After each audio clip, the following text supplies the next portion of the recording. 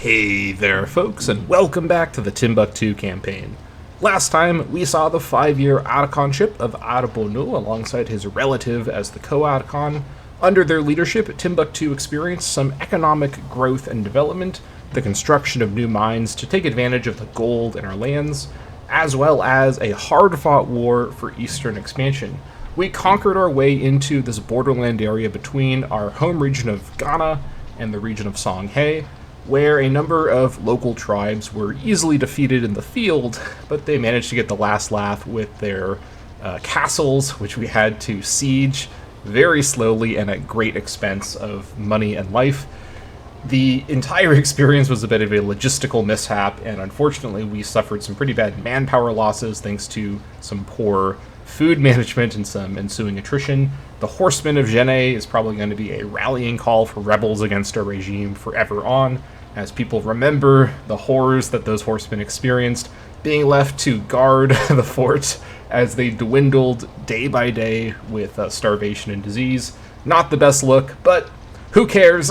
This isn't a democracy. What are they going to do about it? Rebel? They probably could do that, but hopefully they don't think of doing that. Before they think of doing that, we're going to continue to see how long we can keep this thing going. We conquered this new territory, and it is going to be fairly easy to hold, as it is same culture group, same religion, so the new area is not necessarily too upset. Although they just lost the governor we assigned, because that governor is now our co-archon. Speaking of which, smooth transition right there. Let's talk about our new government. We have Labadeado and his son, Patara Gombe. An interesting father-son duo. You don't see this too often, but this is the new patriarch of the recently risen Bulsa family, and of course his son, who was initially the family head when the game created the family. This is a pre-existing minor character, and this is the father spawn for him. Pretty interesting arrangement, and they actually have matching drip going on. That is quite the fashion statement. I don't know if they must have coordinated before they showed up for the picture day, but they both have the exact same or very similar outfit. They got the hide cloak with the metal circular clasp. They've got the gold chain underneath, and they got the blue and green outfit below that. Maybe this is their house colors, but we've got some fashion cohesion happening in the government. A good start for sure to this archonship.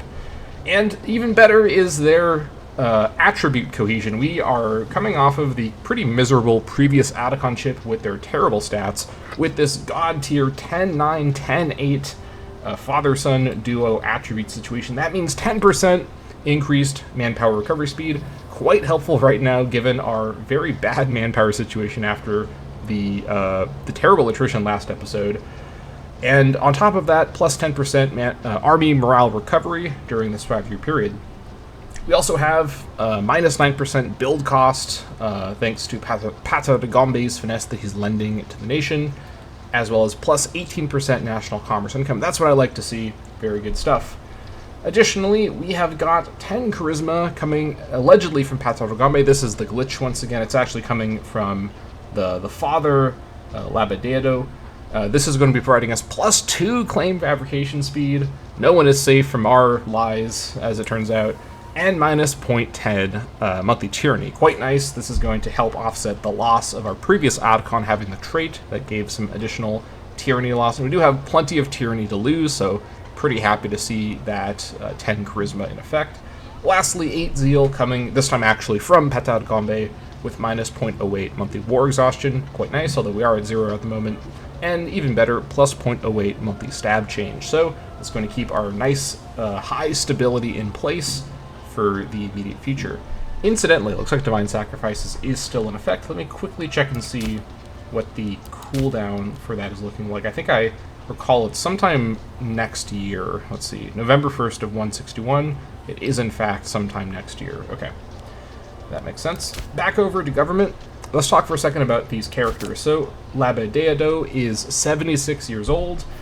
He has no family because he was a character spawned by the game to be the father of Pata de Gombe, who pre-existed. So pretty unusual situation. I'm not entirely sure how this happened. Maybe it's like those bacteria that can kind of divide to create new life. Some strange thing occurred that resulted in the formation of Pata de Gombe from Laba Deodo, but whatever unholy powers they have that created this father-son dynamic, they bring the stats, so I don't really care. They're welcome to do whatever they want as long as they keep these stats going. Now, he's in the Traditionalist Party, so we have a Traditionalist-led government. I'll talk a bit more about the parties in a moment. In terms of his traits, he is submissive, which results in the sense of what is going to matter for this conversation. Because while he's the leader, loyalty doesn't matter. So, okay, Senate influence minus 5%, but he is the leader, so he has really high Senate influence anyway, so not that big of a deal. Although I will talk about this more in a moment, his very high power base is helping the Traditionalists kind of have a resurgence in power. We'll look a bit more at the situation in the Senate in just a moment. But as the governor, Ghana is going to suffer minus 5% province commerce, and as the ruler, everyone suffers minus 5% national commerce. So Ghana is hit especially badly with minus 10% from him, although his the finesse who's borrowing is going to bring that back up to basically 8% nationwide. So, or I should say 8% in Ghana and plus 3% nationwide once you factor in the rest of that trait. Then he's also corrupt, so he has 10 corruption by default. Not great. I don't really like to deal with corrupt rulers, but he kind of popped up as the new expected Otacon a little last minute, if you recall, so I didn't really have time to react to that. It is what it is. Extra Senate influence, this actually does completely override and even overpower submissive, so that's great. Extra enslavement efficiency, plus 1% for what that's worth.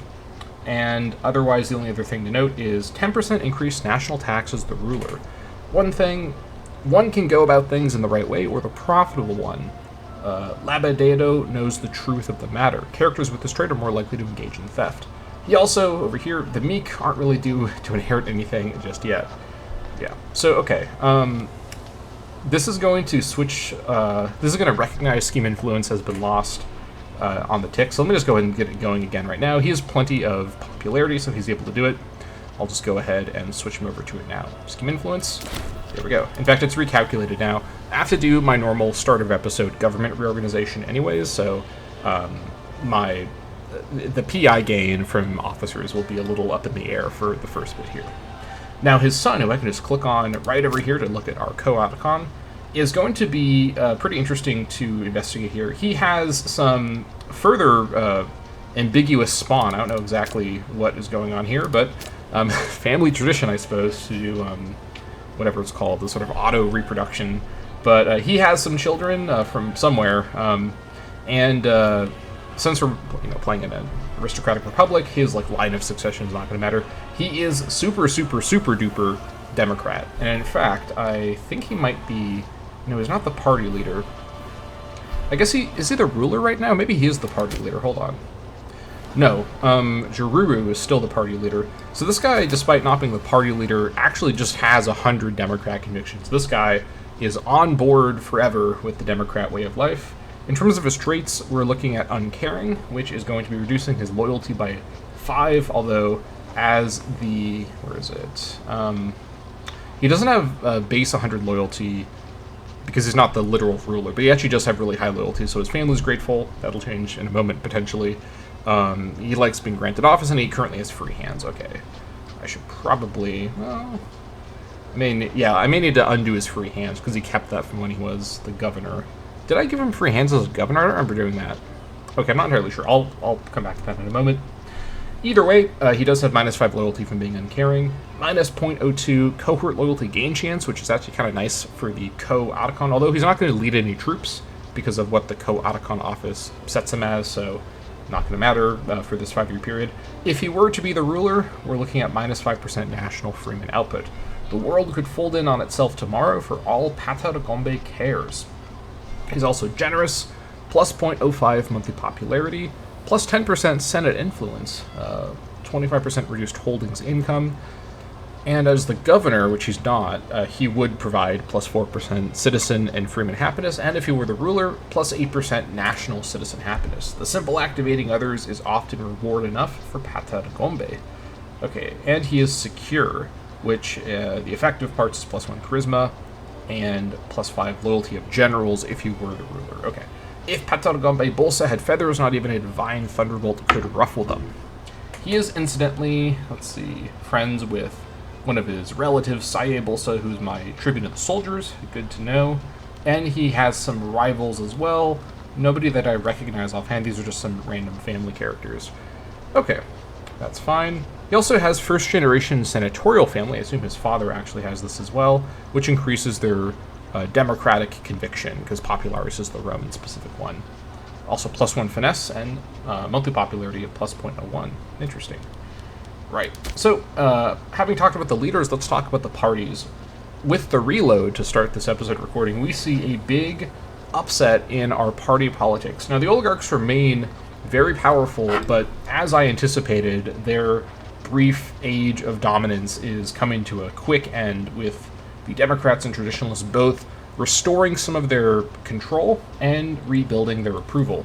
Now, approval-wise, oligarchs are trending down. They don't like that neither archon is an oligarch. They like the grateful families, which I hope to potentially change in a bit, because although the difference now between the oligarch and Democrat approval is a lot narrower than it was at the start of the last episode, I still want to try to prevent grateful families, if not necessarily get scorned families. We'll see how the Democrats are feeling about it, but I want to build approval with the Democrats one way or another. Let's see what their thing here is. Less than 0.452. Yeah, I'm not going to be achieving this objective anytime soon. Traditionalists want religious complexes in Kura. I noted this last episode. It's an odd request, but I suppose I could do it. They may also just ask me to do it in an event, which is fine if they do that, because then I can just do it then. I may have to go into PI debt, and I may not be able to do it with my PI until I have enough. Well, I would need to have enough PI to do it before they ask me to do it. And if they ask me to do it, I can just go into negative PI to do it. So we'll see if we can beat the race to do this before they ask us to do it. And then the oligarchs want 5 heads of families to get holdings. That's extremely expensive, and 10 approval from them is probably not worth that right now. We'll see.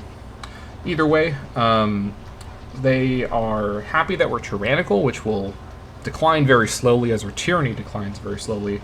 They like that Labadeado is corrupt, which, because he has the corrupt trait, his corruption's actually stuck at 10. It can go up, but it can't go below 10, so they're going to like that slightly in the next 5 years, so I suppose that's nice. +0.02. And they dislike the scorned families, -0.44. That's the main source of their loss of approval. And they also are getting some extra approval from my current censor. Now, the Democrats are at a very light +0.11 each month. That can definitely get better. I think the best thing to do is to get rid of the grateful families if I can. I'm not necessarily sure I can even pull off all families being scorned, because I have so many families now and only so many offices to split between them. But I'll at least try to get rid of the grateful family, because that'll give us a boost of Democrat approval if it does mean a bit of a loss of oligarch approval. I can lose some approval with the oligarchs and gain some with the Democrats. I think that's fine. I've got plenty of room in Senate support, and the traditionalists are going to be pretty happy with their guy in charge. They also like that Pat Tarugombe, who is a Democrat, of course, as we saw, he's a die-hard Democrat. This guy's a zealot Democrat. They like that he's the co-Autocon, so they have approval from that. And other than that, they don't like that we're tyrannical, and they don't like that my guy is corrupt. So you can see, by the way, why I'm leaning so hard on trading oligarch approval for Democrat approval. My playstyle of constantly warring and being a big tyrant is what the oligarchs actually really like and the Democrats dislike. So I have to basically bend over backwards to apologize to the Democrats as I behave in an evil manner, which is what the oligarchs are all about. So my playstyle lends me to gain approval with the oligarchs without trying to appease them. So I have to focus my appeasement efforts in the direction of the Democrats, who, for some reason, just can't seem to get behind all of my morally reprehensible behavior. I don't know why they can't just support me in my actions, but oh well, that's politics for you. Now, the traditionalists are pretty happy right now. They've been placated recently. They like that their member Labadeado is the Autocon of Timbuktu, +0.04. They like that we're at peace. Won't be for long, but they like it for now. And they like that we have all Badaic deities. And that's one of the reasons, by the way, to probably not want to mess around with too many, mixed religion things where I bring in other deities, because although I have a lot of room for more deities, I only have one per slot right now. as I've said before, the ones that I have are all solid, and this would upset the traditionalists. And it's pretty difficult, I think, to like take actions that regularly get their approval, as what they like is for the realm to be peaceful and quiet, which is just not what I'm leading to. So whatever I can do to keep them on board, I gotta do it. And they're also getting some approval from the censor. Looks like the Democrats don't actually get approval from the censor. That's interesting. Anyways, now as for the next expected election, as we have seen before, this will likely change over the course of the video, so don't get too comfortable with this arrangement. But we're expecting to see Sigeri Suwari, who I think has been a recurring candidate a number of times now, as well as Akoi Isawagan, who presumably is a relative of the Isawagan candidate that we saw last time. He's our current augur, 0878, interesting. He's a traditionalist, and the Democrat, Sigiri, with 8911.3. Yeah, I definitely recognize this guy's stats. This guy has gotten me all excited previously to have him potentially be the new Archon. I'd be happy with this guy come in. He's a family head, so we're looking at big power base shifts, probably for the Democrats, which would be fine. I want to make sure I'm not overdoing it and watching the oligarchs lose too much power too quickly, but my general goal of rebalancing the politics here from the oligarch-dominated very early game to something a bit more balanced, so none of the parties are sort of trapping me into just having to appease them specifically, seems to be working pretty well. In fact, I don't think I need to do anything too clever or complex to rebalance things. 51 control for the oligarchs is mainly because they have two powerful family head supporters, Salma Chilabele, who we have, of course, talked about previously. This is our starting Archon from 10 years ago. He's currently the censor, although I may change that in just a moment. And Arbonu, who was our previous Archon. So the two previous Archons, who of course were both oligarchs, were also family heads and very powerful men. They're both providing their giant power base to the oligarchs. The Trads are coming in, though, with a bunch of support. They've got Labadedo, who is the slightly less powerful because he's a new family head, and of course he's the current Archon, as well as the fairly small family head for the Isawagan family, another newer family, or new great family, I should say. So this guy doesn't have a ton of power base because his family is so small and new, but that is contributing as well. We also have some non-family head researchers with some power base, and then the Democrats are basically everybody else. We've got a middle-sized family head with the Suwari family. They've not really had a lot of power in the campaign so far, but they have been around from the beginning, if I recall correctly. And the Bolsa co-Archon, who of course is my son, or I guess my Archon's son, he is lending his pretty small power base, only 2 power base, pretty embarrassing, but we also have some other characters who are Democrats as well. So, all things considered, things are becoming a bit more balanced, and we should remember with the Trads in charge, we're looking at 10% increased Omen power. So, speaking of our Omen, let's head on over to the Religious tab, or the Religion tab. Now, I actually do have a few other treasures that we picked up, so let's take a look and see if there's anything that we'd like to throw in here to the Timbuktu treasury. Now, the pop simulation speed, I believe, is for the tile. Actually, if I remember correctly, these modifiers are province-wide normally. Let me see if I can figure this out. Let me just click on a random tile that has some diversity. Here we go. Top info. Statue of Jackal. Okay, yeah. I remember this from, I think it was it may have been the Rome campaign from a long time ago. It may have been the Bronze Age campaign before that, the Damaset campaign. But one of my campaigns, I remember discovering and being really excited about discovering that most treasures actually have province-level effects, not just tile-level effects. Anyways, getting back to it, pop simulation speed plus 15% in this province is still useful, though not critical. I'm not necessarily looking to change that out. 10% local noble happiness is really, really, really good, though my nobles may be happy enough, honestly. We are talking about vanilla Imperator Rome. You hit this 100% noble happiness within 10 years if you know what you're doing, as you can see here. So we don't really need the extra help at this rate. Let's see. What are the nobles like in particular? The academies are providing a lot. I can probably safely switch out the noble happiness modifier, and anything that provides output would be a bit better. So let's see if I can replace it with something else. Okay, so city building slots plus 2. This is in Bori, okay. And the Helm of Law. Cohort star experience plus 50%. This is in Dia, okay. I don't remember how treasures can get moved around. I have to look this up later. These are both not necessarily like way better than this. I actually would put the Jar of Offerings in the treasury if I knew how to move it over, but I don't remember how. Yeah, because I have no treasure, but I do have other treasures. Maybe, okay, let me find Bori and take a look. Boy, here it is. So the treasure's in this tile, I assume. But I can't, like, interact with it in the tile. That's not possible in this interface.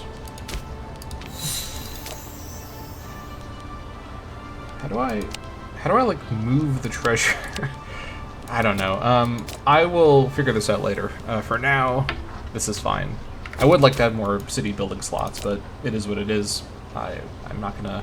Because it'll upset the local priests if I remove this modifier, and I'm not going to be able to put something else there for now. So it's fine. We'll leave it at that. But as for the Omen, I'm expecting Jackal is probably the way to go. We do have an outrageous 116.59% Omen power. My goodness. So we're seeing, yeah, the Augur is really good. That may change in a moment. We'll see. But I could go for Great Serpent for the morale bonus, and it wouldn't be the worst idea. I guess one question would be, what are my plans for this 5-year period? And in terms of who I have claims on, I guess I should look at the mission first of all. Now, I can finish Matter of Ghana whenever I want. I just got Triumph in Ghana at the end of the last episode, and I gave the Marshal to Labadeado, so that was pretty good. And I want to make use of his good Marshal to lead forces, well, before he dies of old age, at least. Not sure what happens if he dies while he's in office, but I guess we may see that happen. Before I finish this mission, there are more conquests I want to do in the Ghana region. We could go northward, or also go this direction. This is within the culture group area, and it is within the Badaic area, so there's some overlap here. Yeah, this is the Badaic area. Although a lot of it is actually uncolonized. Okay. Let's see, so this one here would require Mema, or excuse me, it would require Kulima, which is this province here. This would be the trio of wars I sort of talked about last time against Esekane, Ghana, and Niata. They're still not defensive leagues. That would be a pretty solid option. But then we have to, I think, colonize our way over here. I don't know exactly if there's another way to fight them. I mean, I can declare war on them, but can I conquer land over impassable terrain? I don't actually remember.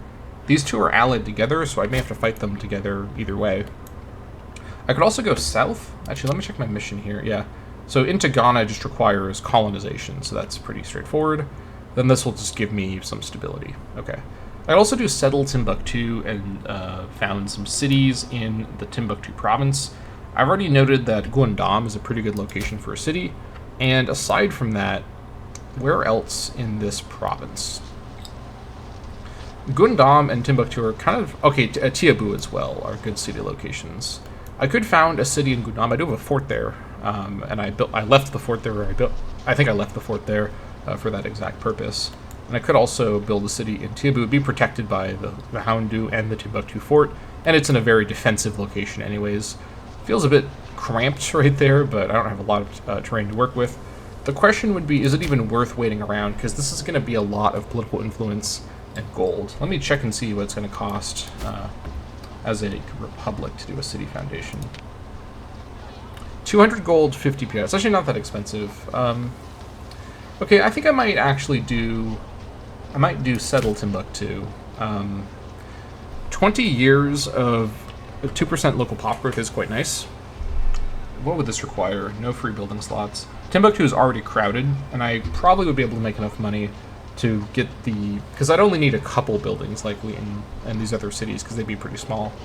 I guess we'll see what it's going to take. Getting this is probably something I'd want to do anyway, so I may as well look at the bonus for it while I'm at it. And then, this one here, I'm a bit less sure about. I need to have import or have 2 or more of the following trade resources in the province of Timbuktu. So, I guess the question would be, can I import within my own country? And probably I can.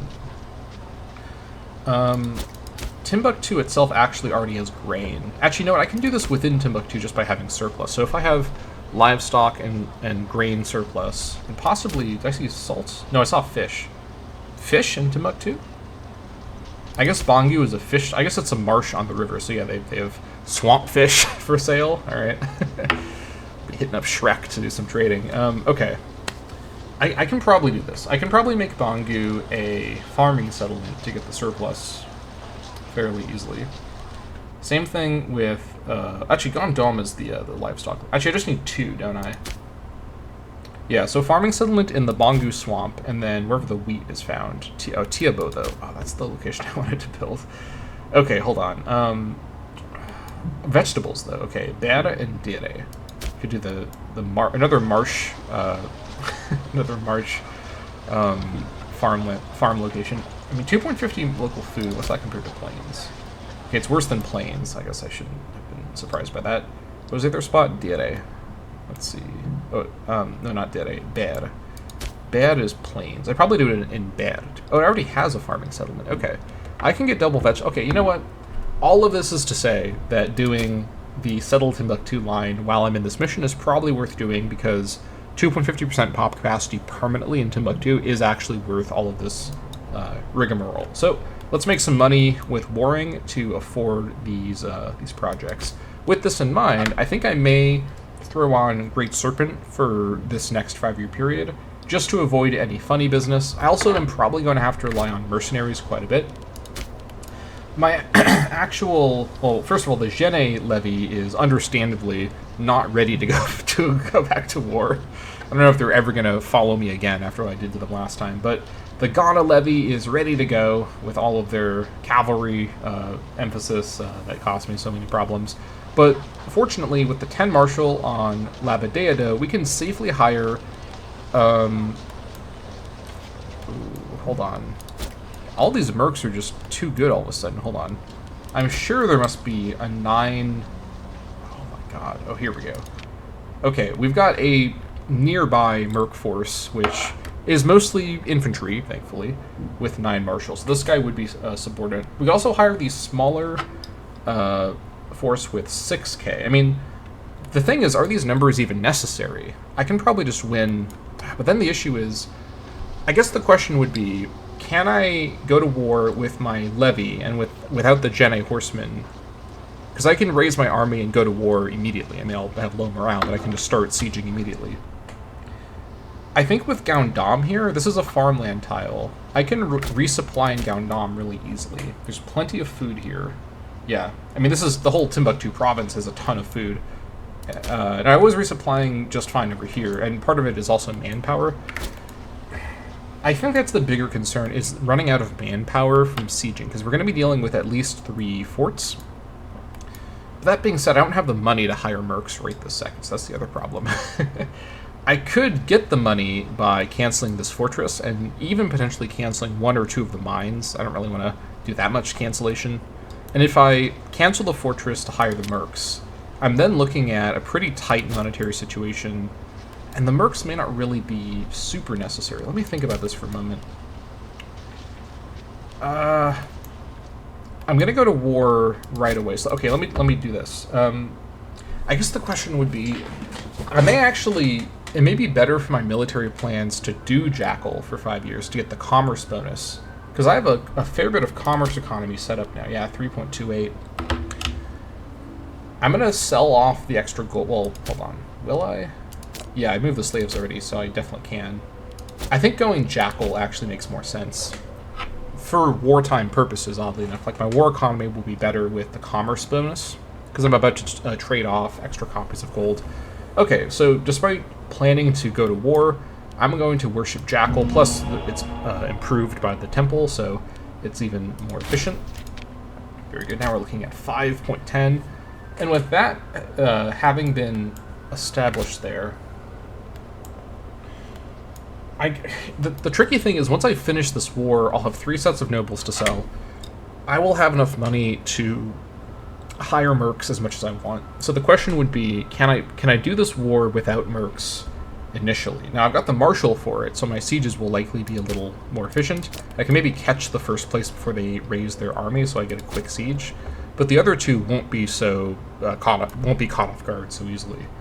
So it's hard to say. Plus, I don't have full morale. But that being said, they're not going to attack me. They're not going to have the strength to attack me. So do I cancel the fort? And would doing that even give me enough money to hire mercs? Probably not, honestly. I may need to actually do some other action to get money really quickly. What action could that be, though, is the question. Let me come back to this and first take a look and see what other setup I want to do before I unpause. I have a lot of offices to assign. We also can't reach anybody still. This is just an internal trade. For some reason, no one wants to trade with me to buy my grain. I wish they would. Okay, let's get our officers figured out. Now, I'm pretty happy with the control situation. Given that the other parties, I'm raising their approval as reliably as I can, but they still have quite a bit less control than the oligarchs. It may not necessarily be the best idea to really radically shake up everyone's offices. I think my main goal with this reassignment I'm about to do is mainly to try to get rid of the Grateful family. Let me see which family is Grateful. Let's see here. Families. Okay, it's the Chelabeles, because now everyone is expecting one single slot. Okay. Well, you know what? The Bolsas are also Grateful, aren't they? Yeah. Oh, hold on. The Chelabeles are not considered Grateful, but that's because this hasn't updated, likely. I think this would count as Grateful if I moved any of them around. So, if the Chelabeles don't count as... Let me check, actually, here. Yeah, they're not getting the Grateful family modifier. Okay. Well, one thing I'm going to do really quick is I'm going to go ahead and remove free hands from Pataro Gombe to stop his corruption gain, because I'm going to be paying him extra wages while he's getting corruption. Plus, this will prevent the growth of oligarchic conviction. Not that he has... I mean, this is the most extreme Democrat in the universe. This guy's not becoming an oligarch anytime soon. But either way, I'm going to go ahead and do this. He's going to become a bit less loyal, but this is fine, and this will stop his corruption in its tracks. Very good. Okay, now, I actually have fairly good research efficiency. My super happy nobles are producing me quite a bit of research. 84% is pretty solid for 10 years in, and that is going to translate to about 0.9 per month with these 90% characters. I would very much like to boost up the religious advances as well, so let me get to that in a moment. So we're looking at our first round of advances happening early next episode, which is great. We're starting with no innovations at all, so I have a long ways to go. And I may even go straight for professional training to be able to get a legion going. Being able to set up an infantry-oriented legion, and being able to assign characters to be, like legates, so that they have, we've got good martial characters fighting for the state would be quite nice. But there's a lot of other things I need to also prioritize, getting more PI, as well as, of course, getting some dip range.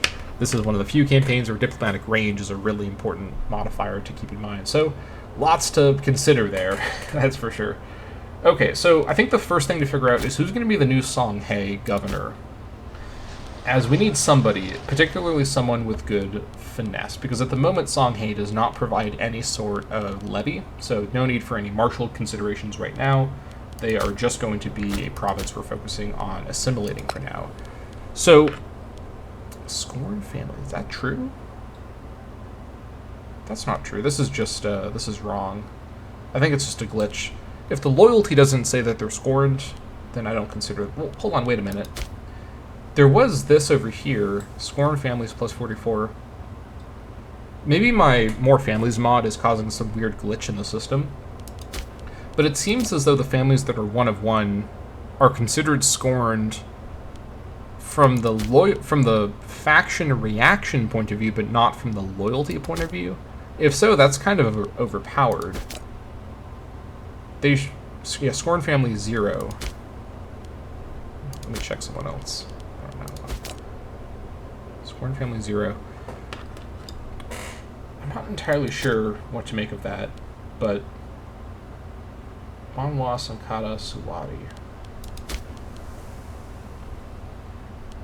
It seems a bit glitchy, all things considered, but either way, I'm going to focus on what the tooltip in the government section tells me. So, anyways, let's see.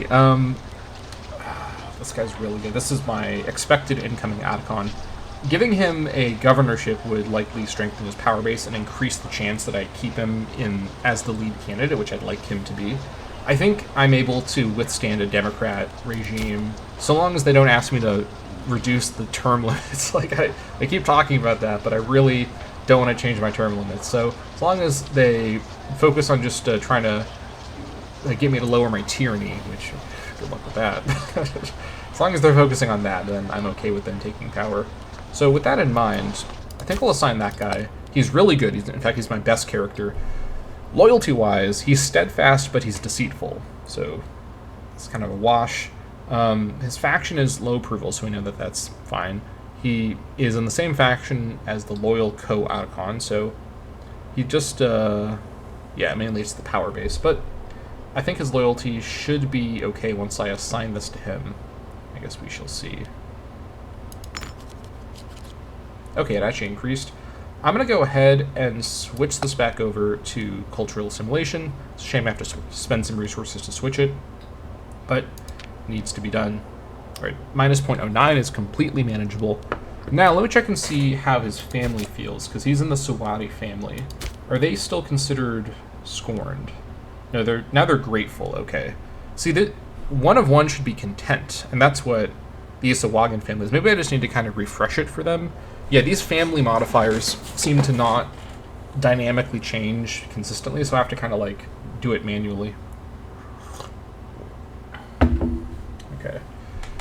By the way, like my Sub Pop mug? Yeah. When I was a kid, because I grew up in Seattle, Washington, I actually went to the Sub Pop Records like office where they have all their old records. It was a fun experience because I grew up listening to grunge music. Anyways, fun personal fact. Okay, let's see here. Let me just go ahead and reshuffle everybody to try to fix all of these family glitches, because the glitches are just going to be too inconsistent to keep track of. I don't know if this is efficient or not, but this will make things easier to follow. So let me just go ahead and, to be completely honest, I'm just going to fire everybody. We're just going to treat this like the start of a campaign so that everyone is refreshed. So I've been trying not to just do this every single time, but I think this is the best way to solve all the families having weird, glitchy levels of opinion. So first and foremost, I'm going to prioritize research. So best people possible go to the research spots, especially people who don't have great loyalty. So family head Salma could be a researcher. Let's see. He's still mad about demands deflected. Will he keep his free hands as a researcher? He does. He doesn't need to have them, though, as a researcher. I don't want him to gain too much corruption. He's eligible to be re-elected Otacon, and he's a pretty powerful oligarch, so I want to make sure that he's not coming into another Otaconship in the future with tons of corruption. Let me remove his free hands. Okay. Now he's slightly disloyal, but once well, hold on. Now, let me check really quick to see. Okay, so Scorn family. One of one is scorned with the Boinois. Interesting. Okay, so she's the governor of Jenny, that's right. I can reset them if I move them up one more position, I think. So that'll kind of fix it. Okay, content and content. Okay, so this does seem to fix it. I hope you sort of understand what I'm saying, by the way, about, like, resetting it. It's, like, not been updated, so when I manually change this, like, variable, it then updates and it then works from there. So let me just assign a Boinois character somewhere, because 2 of 1 will count as grateful, so I really want to avoid that if I can. Let me just assign a Boinois character to a researcher position just for a moment, and see if that's fixed it. Grateful family. Okay, so if I remove that character, they should now be content. Let's check. Content family. Okay, I fixed it. Okay, now we've cleared the slate and we can reapply everybody. Okay, so this was one of our best characters to be the martial researcher. Civic researcher, let's see. Okay, we have a number of family characters to pick between. The Sankara family we could assign here. I think that's probably going to be fine. This guy is super loyal, though, so he might be better placed in my actual set of officers. Anyone with super high loyalty I should reserved for officer positions. All right, let's make him tribune of the people with his 9 finesse and amazing loyalty. Good. All right, that's our Sankata appointment. All right, now let's see. Then we go down to 8. Actually, Tielabele, though. Do I want to miss out on the super high loyalty for slightly better finesse? As usual, like, even at this stage, I don't have top tier finesse characters. Like my trouble with having enough finesse characters is just eternal. Okay, I'll move this guy to be the researcher. I'm also going to revoke his free hand. So now he's at 66. That's fine. If he's not in an officer position, I want him to gain corruption for no reason. Okay. All the 10 charisma characters are from families that already have positions, so let's assign Bogora. Moko, this was my previous researcher. His loyalty is a little, yeah, he's abrasive and lapsed. And also he's Sonanike, so he's kind of upset as it is. This guy's also... Is this guy, like, trying to, like... He has the same outfit as the Otacons do. Do you see that? He has, like, the same exact set of different, like, pieces. He's trying to fit in with the crew. Okay, put him in there. 59, that's fine. Religious... prefer 9 or 10, but I don't have a lot of options here. This is probably going to have to do. Alright. Make sure no free hands for you. You have no free hands. Okay, good. Okay, now the tricky part. The Bolsas need a position, although they have the Otacon, so I don't know why that doesn't count as a position. That seems a bit goofy. Let me check and see if this is actually true. Scorn -5, it is true. I guess I could keep them as scorned. The Dems would like that. In fact, let me check and see how the parties are reacting to my politics here. Oligarchs are... actually, hold on. Oh, wait, hold on. Why did this change so much? Scorned families...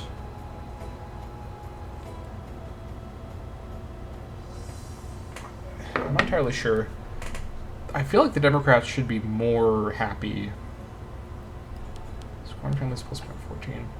I probably should keep the Bolsas scorned, just so I have that modifier. In fact, let me appoint someone to see how the parties react. I'm sort of experimenting right now to see how this works. It's a little confusing. All right.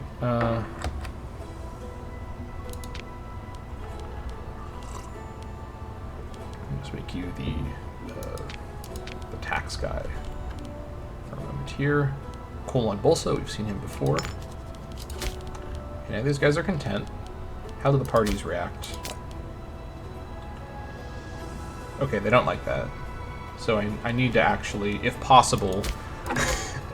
I just don't think it... I don't know what to do about it. Like, I need one... So a single character from a family takes them out of scorned. It's just it's going to be really, really tricky to keep the Democrats happy without some shenanigans. This guy is really good for this position. Let me just leave him here. Trying to keep one family scorned is going to be too complicated. I have to find 7 minor characters now that are good. Oh boy. Okay. This is already looking dire. I may have to have some grateful families, unfortunately. Some of these characters are just too good to pass up. I mean, party approval from a good character should kind of make up for things, so Wati Tielabele, throw you in there.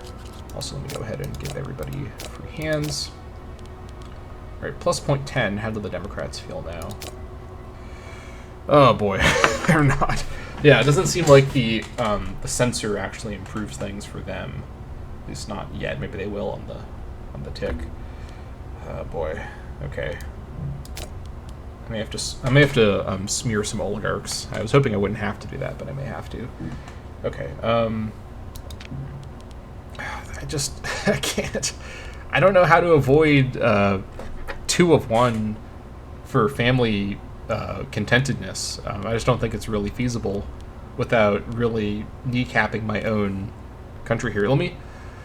here's the thing, right? If Grateful is triggered with 2 of 1, and then above 2 doesn't matter at that point, because they're already grateful. So once I accept a family is going to be grateful, I can then stack the cabinet with that family, and have them be super, super high above 1 without other families being above 1. I may have to do it kind of like that. So with that in mind, maybe I can actually keep the Bolsas out if there's someone else. So basically, if I can figure out which family is like the best family. Okay, let's investigate here. Whoever has the most characters is probably going to be the most promising. Maybe the Sawadis? They have a couple good characters for sure. They already have the governor of Songhai as well. The Chilabelas already have 2 characters. I could lean into the Chilabelas. They have a couple good characters too. Maybe what I do is I try to just have Chilabella characters and positions. So let me actually replace these researchers with Chilabella characters if I can. Let's see. Are there any good... Okay, there's no good finesse Chilabellas. What about Orator? Because I could free up Bogota for a position in the cabinet. Do we have any good Chilabellas? Okay, we sort of do. I think 8 is like the lower limit I'm okay with. So let me move her in. Barakissa Chilabelli. No free hands on her. That's good. What about for Zeal? No good Chilab... Okay. 7 Zeal on Jaru, who was previously the researcher for religious advances for a while. This would let me contain the Grateful Family situation as much as possible to one family. I think it's probably worth it. Okay, finally we got some scorned families. The Isawagan family is now scorned. Okay, good. This will have to do. And no one here should have free hands. Okay. Now let me double check that I'm right about this. So the Chilabellas should be... let's see. Yeah, they're grateful. And then how do the parties react? Okay, this is helping a little bit. Okay. Let's keep this energy going. Who else can I kick out and replace with Chilabellas? Let me go to the offices now. So, Kola and Bolsa, let's actually... I can't revoke his free hands, I just gave him free hands. I should have waited to see if that could be avoided. Okay, either a minor character or a Chilabelli would be good here. No options at all. Okay.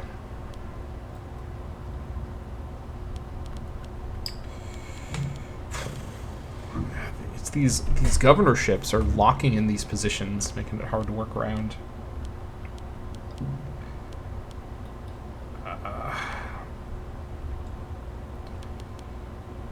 This guy has more statesmanship. Alright, let me put Bogota Moko over here. Give him free hands. Tribune of the soldiers. Okay. 8 Marshal is going to work. Alright, put her in here. San Poco, Chilabelli. Give her free hands. Okay. Is the Chilabelli takeover going to work here? Okay, 6 charisma for the EE change. Not great, but she is super, super, super loyal. So let me throw her in. Condolin, I've used her before as an officer. She has free hands still. That's plenty of PI, so that's good at least. Okay. Here is the main problem, though, is Zeal. Oh, hold on. Gane Isawagen. Is this a minor character? The Isawagans are a family now. Okay, I guess this guy's not in the family. Alright, 7 Zeal. I will take that. That's going to be plenty of money. Actually, he still has free hands. Alright. This position here is not as important, to be completely honest, because I only do this action once every 5 years or so, so it doesn't matter that much. Let's see.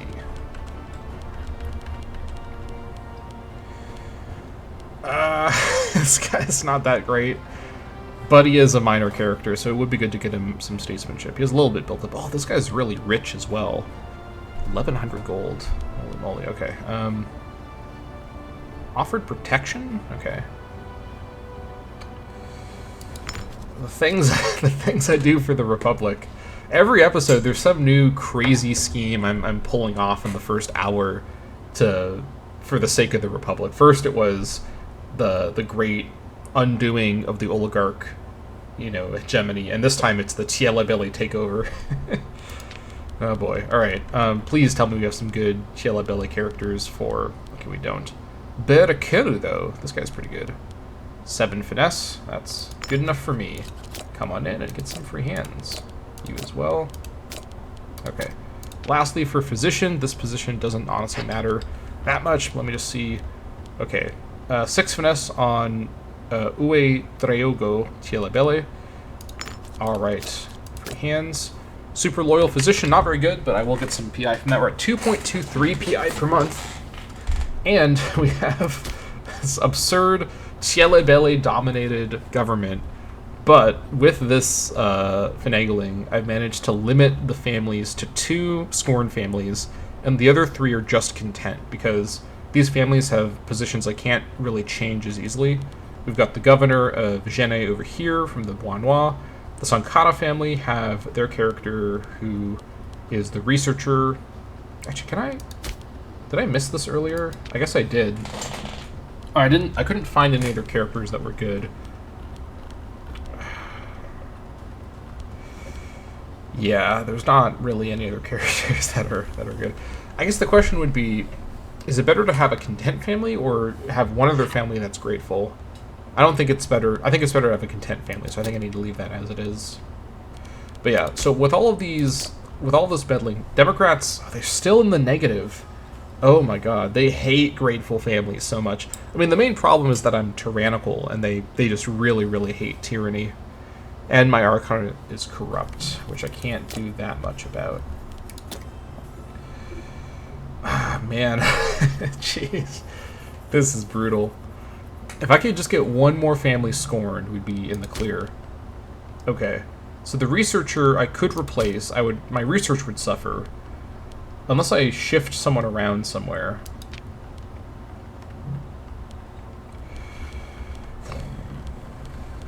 Or I could just go down to 4 finesse. Is there anyone better than that? Not really, unfortunately. Yeah, pretty bad. Unless I move... Actually, what I can do... Let me take one of these Tielabellis from here.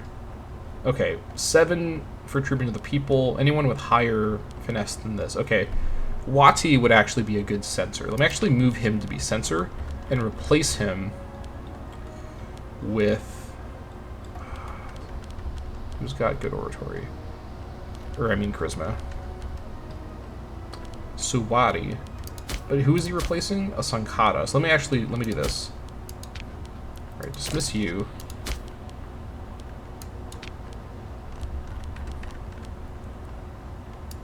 Okay. Now the Sankara are scorned. That's the goal. Now I need a censor that will not make any family content that's scorned or grateful that's content. Who do we have? Is there anybody available? Not really. I could move Condolon up to be the censor. She'd be better suited up there. I may need to do that. Or I move, hold on. She is really good. I'm gonna make her censor, to be completely honest. I'd rather have that than the military experience. Let me actually replace her with, let's see. Who's got decent martial? I'll have to shuffle everybody around. This guy here is better suited over there, so let me go ahead and... This is going to be a little tricky. Where in the world is this guy? The priest.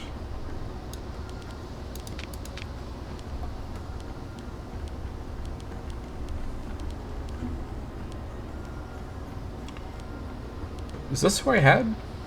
No, this is a different guy. But this works too, actually. Let's make this guy Tribune of the Soldiers. And make her the censor. There she is. Okay, High Priest can be... Doesn't matter that much. Daddy. Oh, here he is again. Okay, I guess I just missed him in the list, but actually this works. Okay. And give free hands. You all have free hands. Okay. 2.29. And now, with these further shenanigans, we are looking at only the Suwari and the Bournois characters, who are the governors, being in positions. And I guess I could even... I mean, I don't know if I want to meddle in governor positions, but... I mean, I've come this far. The problem is I just don't really have anyone who has the finesse required, unless I start to poach my finesse characters from my government. And at this point, how are the parties feeling now? Okay, plus 0.10 per month from the Dems. That's good. I think this is probably going to be fine. My attempts to rebalance the parties can't come at the expense of destroying my nation too much, and so these characters are good governor characters. I don't really want to mess with that too much. Not to mention, who knows what's going to happen in the next election, so let's just call it there. Leave it at that. Okay, after all of that politicking, the only disloyal character is Niaware Isawagan. This is the other spawned old guy family head. He's unhappy, mainly because he's abrasive, but he doesn't have that much. This is one of the lower power-based family heads, so I'm not too worried about this. We are completely fine.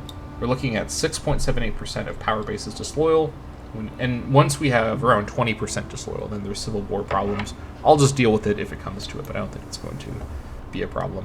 Okay, having done all of that, let's go ahead and finally start playing the game and getting to it. So first things first, let us figure out plan of attack here. So I think, given my manpower situation, I'm not going to repeat what happened last time or just hope it doesn't happen again.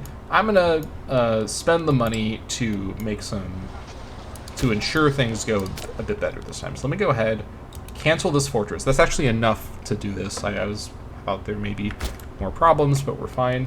I'm going to hire mercs just to fortify my numbers, and I will probably go for a war declaration against the trio over here, and then I'll sort of follow that up with some declaration right afterwards, possibly against... I don't have a claim on these guys. Who do I still have claims on, actually? Okay, let me investigate real quick. So, Esakane. So I have a claim against the trio. Oh, and then the two up there, and that's it, actually.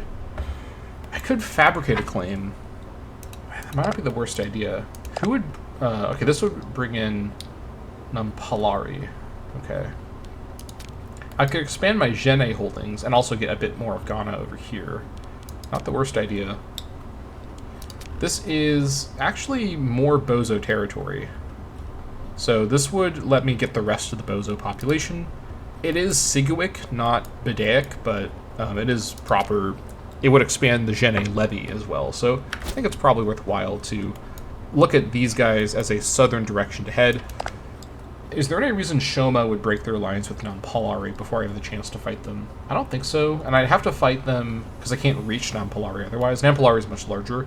Also, I could also attack Segu, but Segu's politically independent, so they wouldn't bring in an ally, so it's a bit less efficient. Let's see. Claim would be 20 PI, and it should be pretty quick because of my charisma right now. Let's go ahead and get a claim going. This will be done... I probably won't be ready for war with them when this finishes, but I will be getting there. I'll be finishing up my war in the north, hopefully. I guess we'll see. Who knows what could go wrong. Alright. Claim Shoma. Alright, that's all my PI. And then, and I've not forgotten yet about changing neutral stance, I just haven't had enough free PI to do it. I will do it soon. Let's go ahead and hire that Merc with the... Okay, let's see. Who do I want to actually hire here? Either 9 Marshal with 8k or 8 Marshal with 6k. 8 Marshal with 6k feels a bit more reasonable. I'm not needing a ton of forces, just a bit more infantry to work with. Or 8 Marshal with 3k. I think we've hired this guy before. This force does... I don't remember if it was this force exactly, but this is probably the infantry strength that I need to do... to definitely do 3 long sieges and possibly even multiple assaults. That being said, if I'm going to splurge on mercs, I may as well pay a bit. Well, I mean, I'm paying the same amount to buy them. I mean, just the monthly maintenance would be the bigger issue. But I think I have the economy to afford it. I'm going for the Jackal after all. Okay. Let's go ahead and hire the 6K, I think. May as well get a nice big mercenary force going, and we'll just make our way through a series of sieges in succession and try to just sort of power through things. Let's go ahead and hire them. 100 gold. Alright, come on over. They can just come straight to, let's see. Come straight to Bulel. Alright, let's raise the army. Well, first, let me increase the maintenance to full. Fort maintenance on. Raise the army in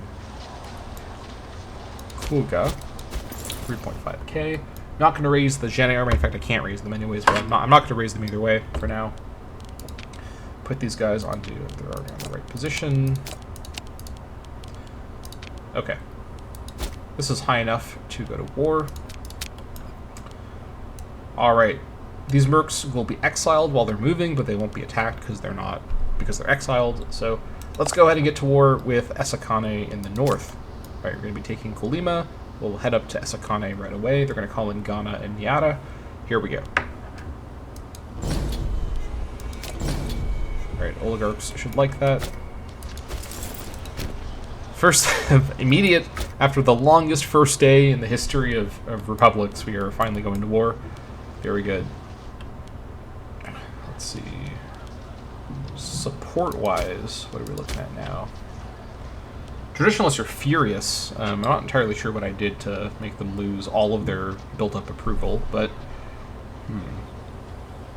not great. Yeah. The Democrats... Oh, hold on, wait. Democrats just lost all their control. They had a bunch of control built up. I'm not entirely sure what happened there. It must have been from my You know, there's a number of Democrats in here. I don't know. The system is very hard to read sometimes.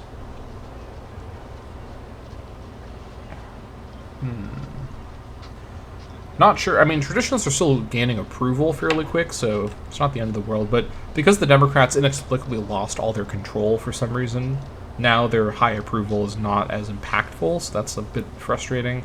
But we're still well above 51%, so we're still fine for now. We'll keep an eye on that, though. Let's go ahead and proceed. We are an hour in. We're hitting the unpause button. It's like the first episode of a campaign. But as you can see, there's a lot going on in this campaign.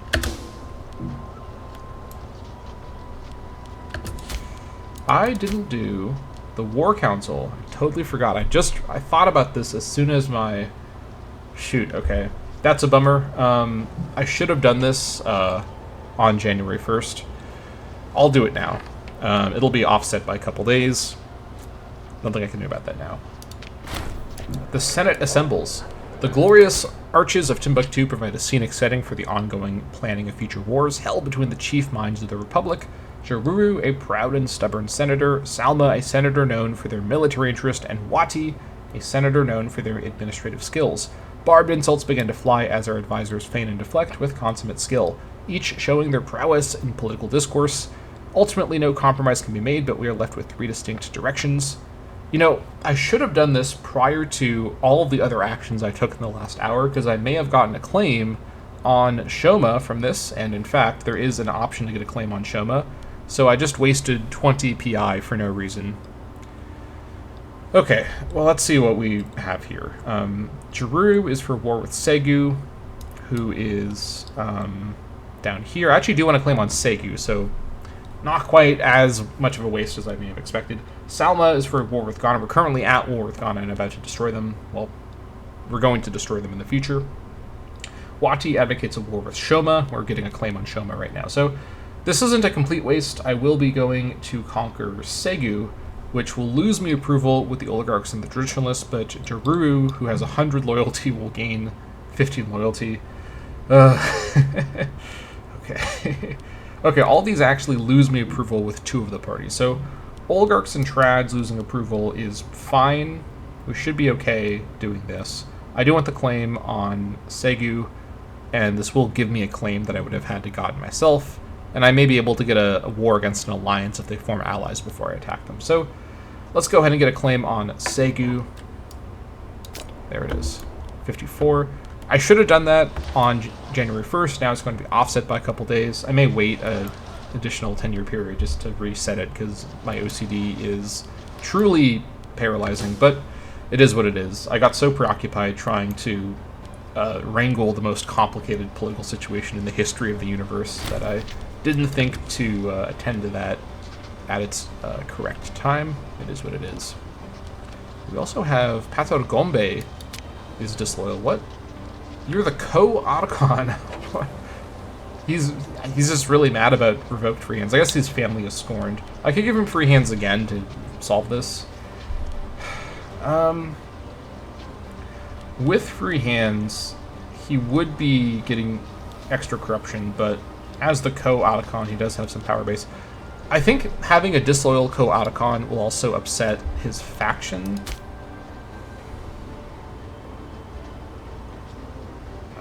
Am I remembering this right? I remember something about the co-Otacon being loyal gave extra approval. I'm not sure, but there may be events related to him being disloyal. Let me just... It's so close. Let me just go ahead and... Also, the Democrats like this. Okay, you know what? Free hands for Patar Gombe.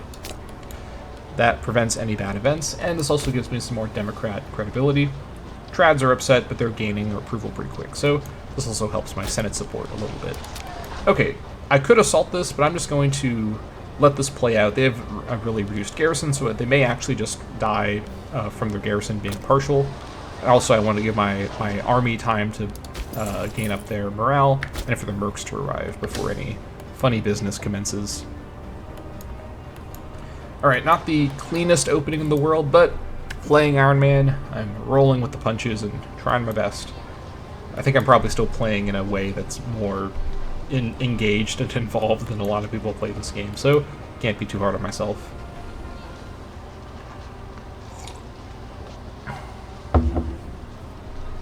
Status quo, not the best start.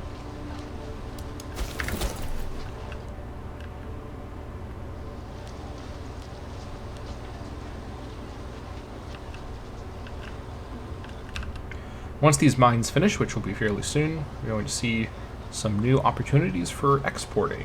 That'll be quite nice.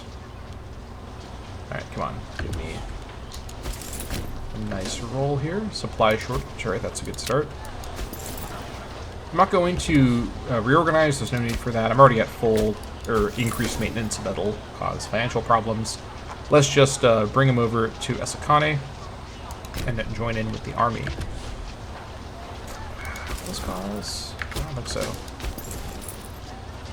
so. Supply limit issues, though. Okay, you know what? Let's just stay here in my territory and recover.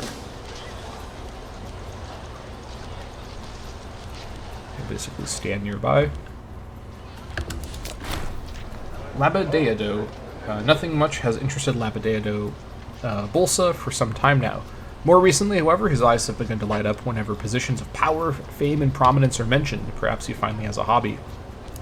Ambitious. Okay. It's kind of an odd time to get that, but I'm okay with this. 11 martial, 6 finesse, 11 charisma, 6 zeal. And on top of all that, extra cohort loyalty gain chance for him, for what that's worth, although he's going to probably not live long enough to have that be a problem for us long term. Extra prominence, 10% extra Senate influence, extra statesmanship gain, yeah, okay, so whereas some view the ladder to the top as a challenge, Labadeado prefers to see it as fire. This guy is like rise to power in my country is kind of crazy. Like he pops up out of nowhere. Literally, his relationship to Patar Gombe is not clear at all. He's just like, I'm actually this guy's dad, and I'm in charge of the country now. He rolls in with his amazing stats, and he gets even better once I start using him. Alright. I think maybe we should all be wearing this outfit. It clearly bestows some power upon the wearer. Alright, 21%, let's see it. Supply shortage, okay. I'm giving these guys time to build up their garrison strength, but that would have happened either way. No need to push anything here. We're going to slowly and steadily get our strength up. I'm going to be very careful with food capacity this time around. I'm going to actually come back to my territory and resupply after the siege. No need to play any games here. Supply shortage, very good.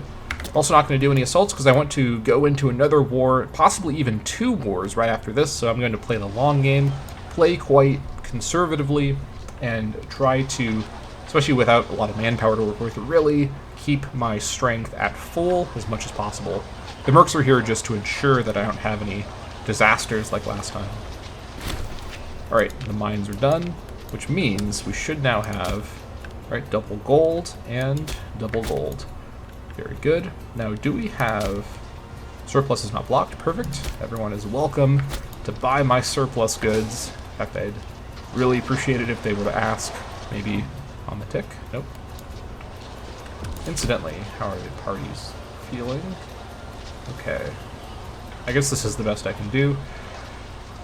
Yeah, the Democrats, their party collapsed. I don't know what in the world happened here, but for some reason, they just don't have any family head supporting them is the problem. I thought they had a family head supporter before. I guess for some reason I'm wrong about that. Okay, also, this has changed. Akoi, Isawagan, and Wagwe Bonwa are the next 2 expected. Double trads. Okay. We'll take a look at that later. It's going to change very likely over time, so no need to fixate too much. Okay, here we go. Katagum wants my gold. Yes, please. I will happily... Oh, here we go. Ife wants my gold as well. You could also have my gold. And that puts us back in the green. Very good. Now, do I even need my fort maintenance? Probably not, to be completely honest. Now, this is not going to be worth very much. I'll keep it on. I don't know if someone's going to attack me unexpectedly or if barbs may show up. Is there any barb presence here? There's a bit of barb power over here. Barbs could show up and cause problems, so let's just keep the fort maintenance on. No need to play around. You never know. Plus, they could hire mercs. And actually, one of the enemies I'm fighting hiring mercs is a situation I may not really have a great response to. That's also kind of why I have mercs with me. The grace of the gods, our pious Archon Labadeado Bolsa is a proud spokesman for the pontiffs of Timbuktu and the glorious gods they serve. A large proportion of his vote came from those who argued that the temples of Timbuktu have long... Oh, hold on. Is this the... No, this is... Okay, this is a... I was about to say, is this the investment event? It might be. Let me read it. Labadead... Okay, let me start over. A large proportion of his vote came from those who argue that the temples of Timbuktu have long been in need of renovations. Labadeado went even further, however, and proposed the construction of a modest temple to a fashionable and growing cult of the God of Light, particularly popular with the lower classes. Relore has arrived in the campaign. Oh boy. Hopefully Melisandre is coming too. Whew. Red Lady indeed. In spite of this, Ko-Archon Pataragombe Bolsa has been unrelenting in his appraisal of the motion, holding forth at length on the fine quality of our temples, and arguing against needless and expansive pandering to the whims of fashion, when far more deserving deities lack the same attention. Keep in mind, this is a theological argument between father and son. Perhaps even they have godlike powers, given the unusual parental arrangement with no mother involved, but either way, as things stand, there is no longer a clear majority for the project. Okay, so this is basically a fight between the two Archons. So I can do this and start an event chain where Labadeado wants to basically serve the God of Light, but the Ko-Archon is upset and loses loyalty. Or gain loyalty with him, gain some PI, and an event chain begins.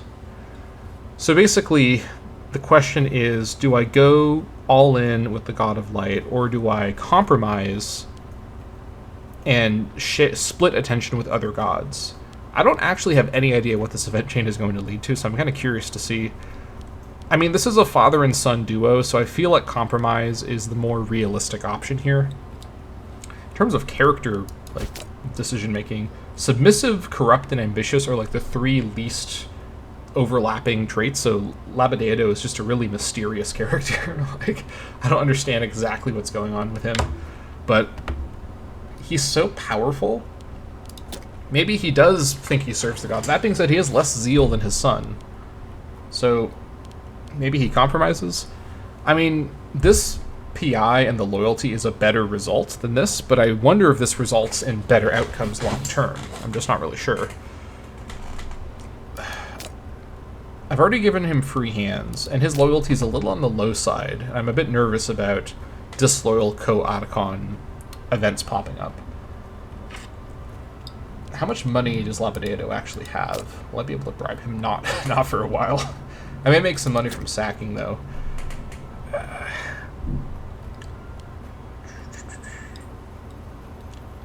I think I'm going to go with the concession approach, because I think it's in character for Labadedo to try to work with his son. Although I'm curious what's going to happen. It says an event chain will begin. I'm happy to get the PI, that's for sure.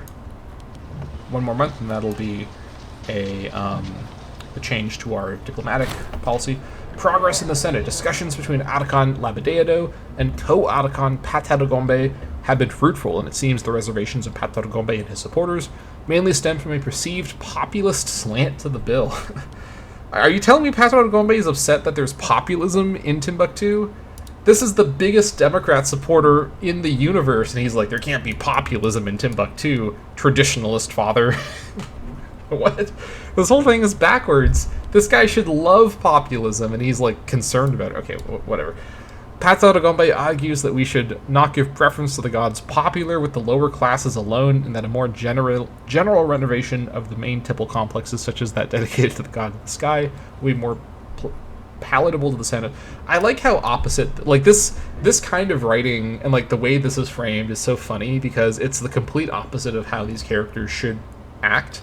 I know that this is all just kind of, random, so there's no, like, deeper meaning, but it's like it makes me wonder if there's some, like, weird behind-the-scenes thing going on here.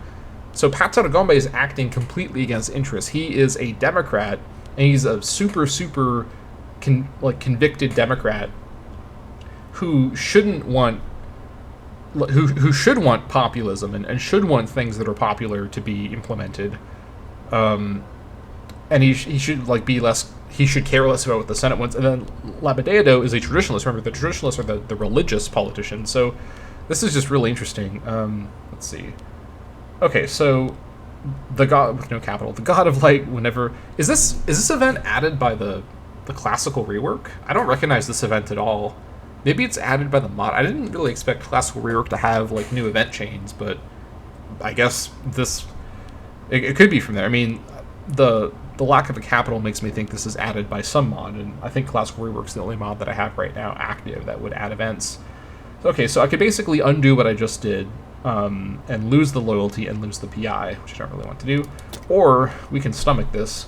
Labadedo loses 5 popularity. He's about to gain a lot of popularity from sacking, so it's not too big of a deal. More loyalty gain with Pataragombe. Traditionalists become a little upset. They lose 10 approval. Incidentally, at the moment, that would actually not cause that much of a problem. They don't even have 10 approval. And we lose 20 gold. That's fine. 10 years of Omen Power 5%. That's actually pretty good. I think this is worth it. I'm going to do modest religious renovations. We can stomach this. Okay. Interesting.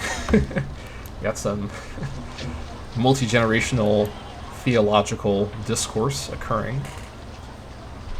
Alright, Defender's Dessert. This force here, I think I may send over to God. Oh my gosh. Never mind. I forgot about that. Let's just keep him here. Keep him in the green, literally. In fact, I may, yeah. Once I control, in fact, yeah. Once I control this, I'll switch their places and have the mercs head over to start sieging either Nyata or Ghana, so I can just get it going. I'll arrive before they win, so I can do the sack. But I'm gonna be really conservative with my strength here. I've learned my lesson from last time. I want to make sure I'm not risking any manpower loss. Back in the red, unfortunately, but we're pretty sustainable for now, so that is good. Defender's Dessert, alright. This is going pretty smoothly so far. Not the fastest siege ever, but certainly better than last time. How are things looking down here? Working on it. How about over here? Let's get in there. Okay.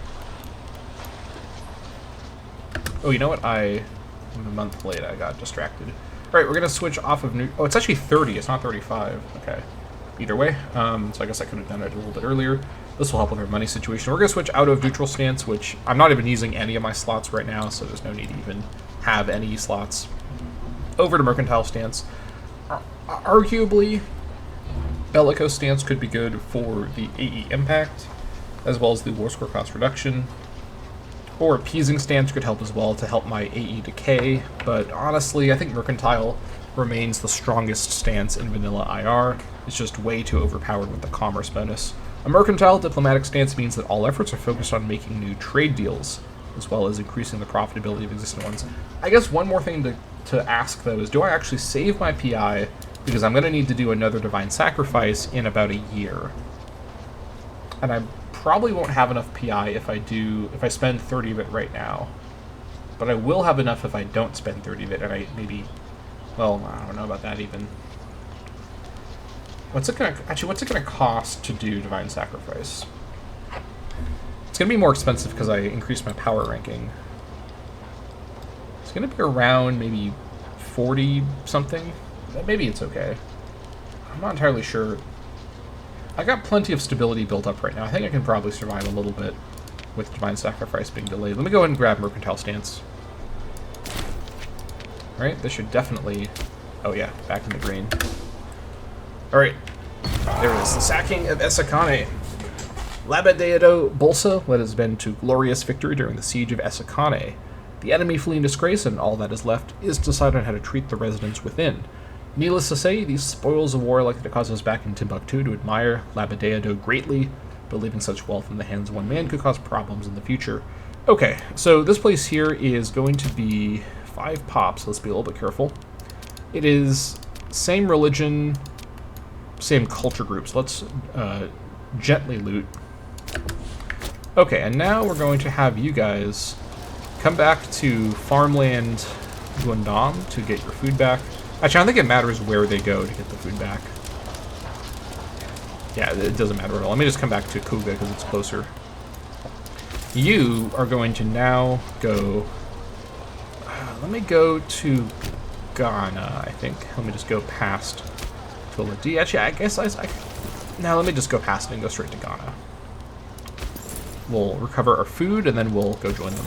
These guys are not going to be endangered by anybody at all.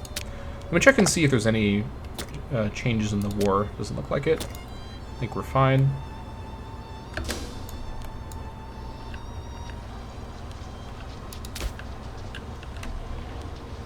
Let me also check and see, how's my... Okay, everyone here is basically assimilated. These people over here are still being assimilated. I could move some slaves around to improve my assimilation efficiency. For example, moving some slaves into Timbuktu, so that Timbuktu, the tile, is doing some assimilation. Actually, it does have a few... It's got a couple that it's trying to assimilate right now. Okay. I don't think I want to spend the money on that. I think it's fine.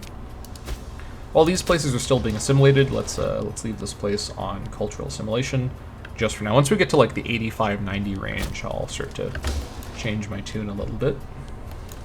Oh. They did hire mercenaries. I thought they might do that. They fortunately hired that 4 cohort stack, so not the most intimidating force, but they do have the big, strong morale of very hard difficulty. Yeah, there it is, as you can see. In case you thought I was lying about the difficulty, there you go. Proof on the screen right now, unless I've somehow used Photoshop to change this. I don't even know how I would do that. But very hard difficulty with the plus 10% modifier there, and you can see the minus 10% for me, in case you thought that I was trying to bamboozle you somehow. I don't know how I'd even manage to do that. But, okay, so this force here is probably one that we should attack with all of our strength at the same time. The mercs can probably beat them. Yeah, it's same martial strength. Let me actually stop in Tuladi after all and just kind of wait and see what they do. They may run away, and then be an even better situation for me. Okay, they're gonna come around actually. That's fine.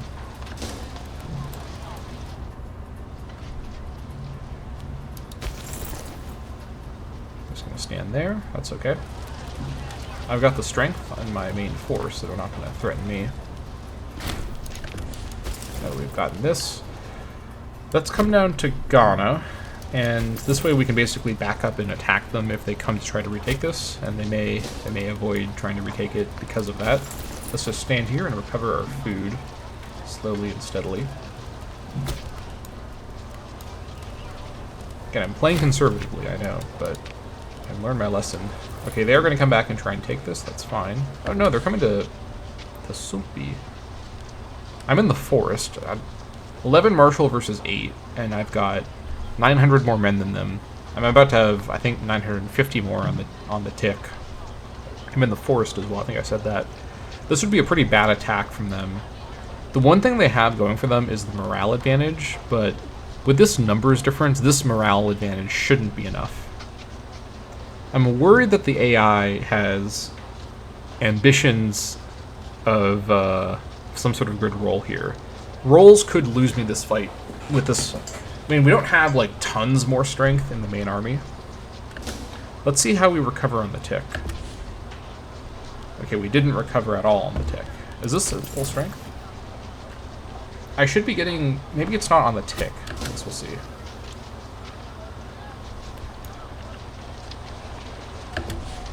Okay, they're not going to actually attack me. They're going to go around me. They can't reach anywhere useful. All of my capitals are protected by forts, and Gorma... I guess they could technically reach Gorma by going a really long way around, but by the... That would be a problem, though. Gorma is not very well defended. That's probably what they're doing. I don't know what else they'd be doing. Maybe they're going to siege Dia. It's going to take them like a year to get through all the marsh, but if they get down here to the plains, they can just go out of the...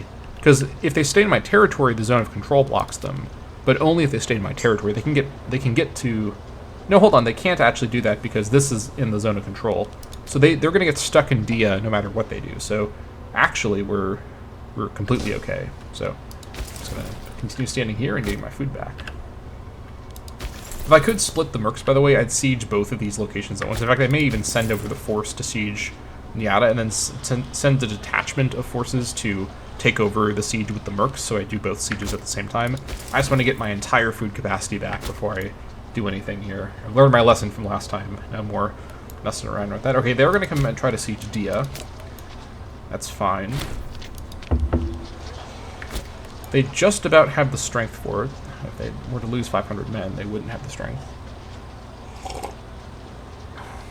Now, let's remember I do have a fort defense malice from my heritage, and I mentioned in the first episode that siege races could be slightly impacted by that.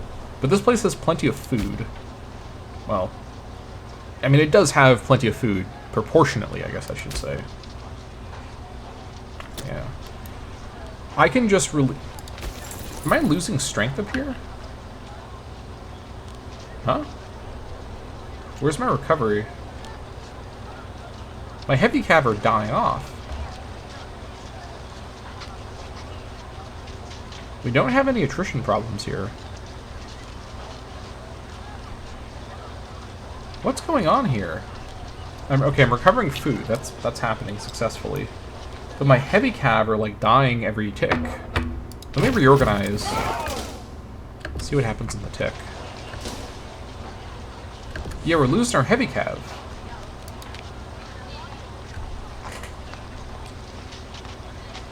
It's levied pop, it's missing. Huh? Okay, we have a bit of a mystery on our hands here. What reason would the heavy cav lose its strength?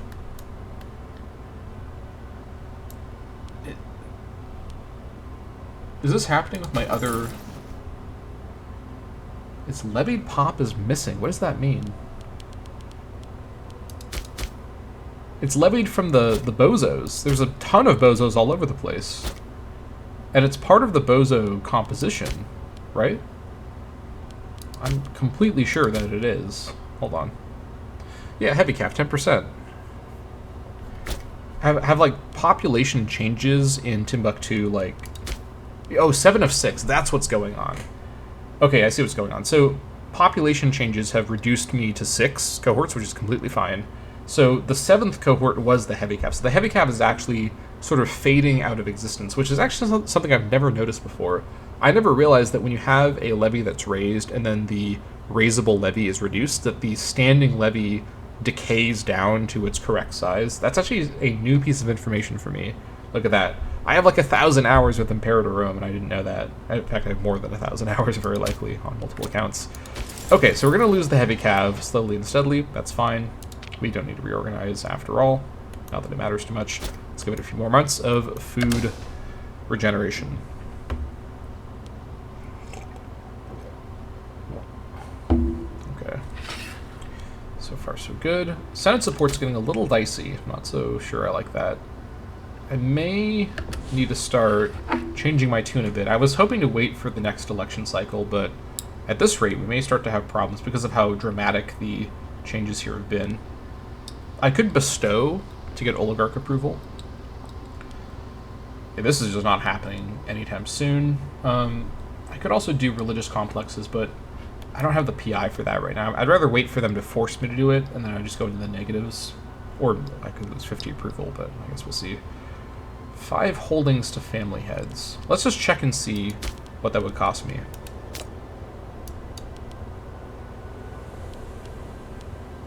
40 gold. I'd also gain approval from the oligarchs by doing the action.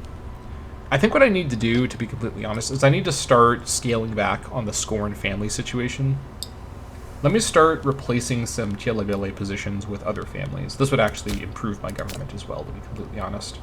Alright, who's ready to be replaced? Or this guy here is not a Tielebele, but he's not amazing either. Alright, let me go ahead. I can't revoke his free hands because he has had it too recently. Let me bring in the 8 Zeal Akoi Isawagin. He has really good statesmanship as well. This guy could actually be a pretty good augur as well, so that's good to know. Okay, give him free hands again. It's going to hurt my PI slightly, but this should reduce the bleeding on the oligarchs. Dems are now slightly declining, but this super gigantic Democrat approval is wasted on the 8% control. Oligarchs have nearly, actually they have over 5 times the strength of the Dems, so I really should try to start to rebalance this a little bit now. I'm getting a little close to 51, not so sure I like that. Once I declare war on either Shoma or on Segu, I may actually just declare war on them both at the same time. Oligarchs will like that, so that'll help out too.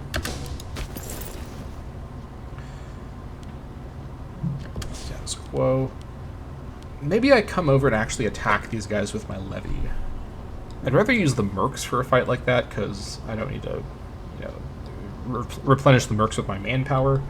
But the mercs are kind of preoccupied right now. I could come over and take over the siege with my levy and then send the mercs to go fight these guys. That might not be the worst idea. Let me give it the tick. Let's see where we're at. This is probably enough. Let me go and take over the siege of Ghana and then send the mercs over to relieve Dia. I'm nervous about bad rolls losing me a fortified provincial capital. Such things have been known to happen in my campaign, so we're not going to take any chances here. Again, I'm playing very conservatively right now. I'm nervous about food breach in Dia. Oh boy, this is exactly why I'm doing these actions, because a breach has taken it down to minus 7%. Alright, we need to get over there with the mercs nice and quickly now. Time is of the essence all of a sudden. Give me breach. Status quo. We have a claim on Jene, on Shoma, which is in Jene. Very nice. Okay, I'm gonna save my PI now for the. Okay, there we go. Make sure these guys are not following. They're not. Put these guys onto shock actions, right? Yeah, this is fine. Okay. Where are you? Go, go, go. No time to waste. These guys have a breach. The AI doesn't normally assault, but I'm not going to trust the AI not to do the strategically correct thing on very hard. So if they were to assault, they'd immediately win. Well, they very quickly win in Dia. So we need to go and relieve the siege as quickly as possible. Now there's a bit of time pressure. Good thing I was moving in. If I hadn't moved in when I did, I probably would get there in time, and I may still not get there. Water shortage? Oh my god, no. I'm going to lose Dia at this rate. Oh, boy. Liberation. The Council of Timbuktu has taken it upon themselves to free a sizable quantity of privately owned slaves. We could intervene if we think it best. Letting slaves get too comfortable could have repercussions. Okay, Timbuktu has a number of slaves, and I actually wouldn't mind them promoting, to be completely honest. Yeah, I also don't want corruption or popularity loss on Labadeo. So let me go ahead and agree with this idea. For freedom, I think I may get a upjumped slave order character event after this by doing this action, but that's fine. That'll just mean more Democrat control, likely. So bozo slaves become freemen. I want the bozos to all be free and to be nobles, honestly, producing research for me. So for freedom, yes.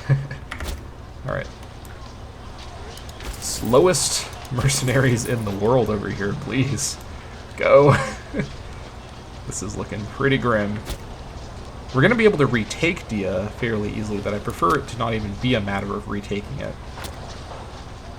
Also, these guys have suspiciously not gained in it. Come on, please, please, please. Oh, yes. I think we're going to get there in time. Maybe. It's going to be really close. 21% is way too high for my comfort level with this game and my siege luck. Okay, we're in the clear. What's our arrival date? 9th of July.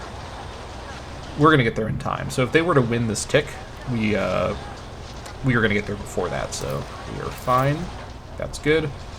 Okay, so it's going to be 8 versus 8. We're going to be defending in farmland, and I don't remember if river crossing, I'm going to see in a moment if river crossing applies for the defender.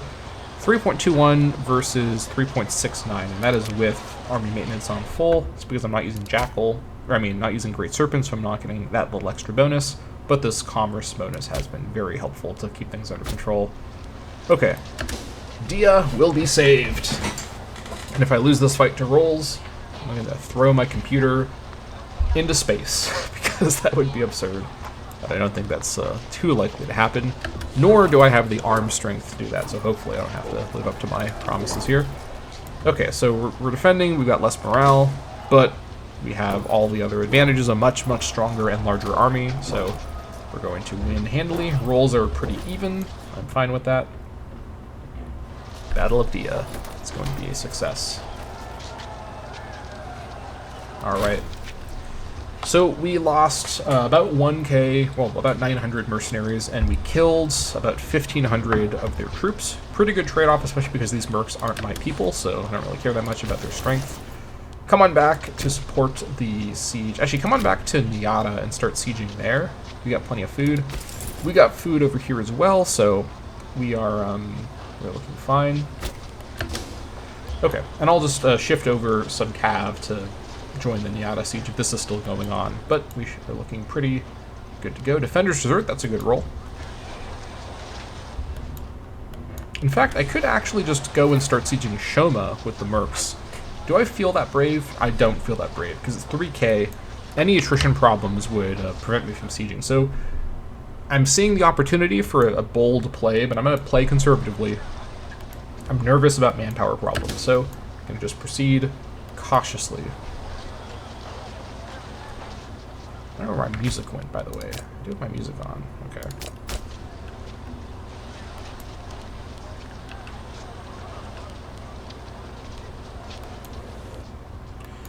Alright.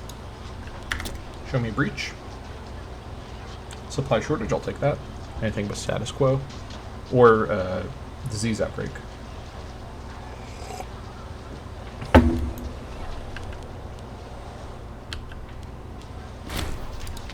Siege, very nice. Okay. I don't know if I want to go into the Jolof province, or region. If I were to fully conquer these guys, I'd enter into Jolof, and I would have to assign another governor, but it's not necessarily going to be too much of a problem. I will want to expand this way eventually. It is also Rugen territory, but it is still Sononike, so I think it's probably going to be fine. Let's put siege progress over here. Oh, it's just starting. Okay. Water shortage, that's pretty good. Let me go ahead and, just in case something funny happens, let me send over one unit of cav to lead the siege up here. just to avoid any any shenanigans. I don't know how that could happen, but you never know. If something can go wrong because of RNG and it's siege related, it will happen to me. That's how this works. You are going to follow that unit. Alright, let's see it. Water shortage, I'll take it. Okay, now I believe at this point... Not quite. Okay. Yeah, it's basically the November, the month has to end for this to go away. So we're looking at December 1st actually for the sacrifice. Supply shortage. All right. What are we looking at? 42. Well, we're nearly there, so I'll let my PI build up and we'll do it.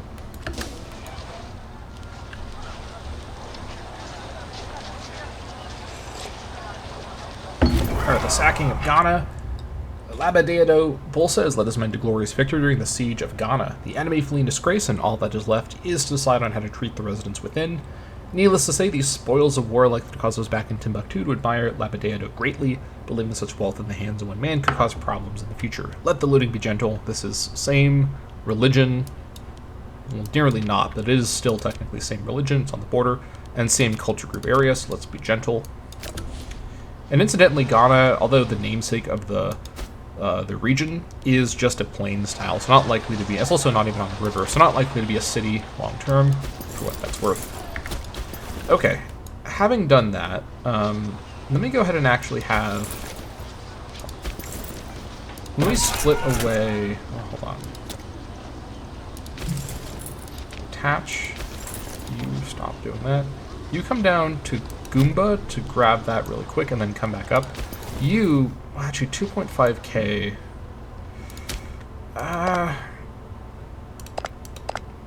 Oh, this guy's joined a defensive league. Oh, this is perfect. They're gonna bring in Odanes. That's even more fun for me. Okay, this alliance is still holding. I think I can just come down and actually.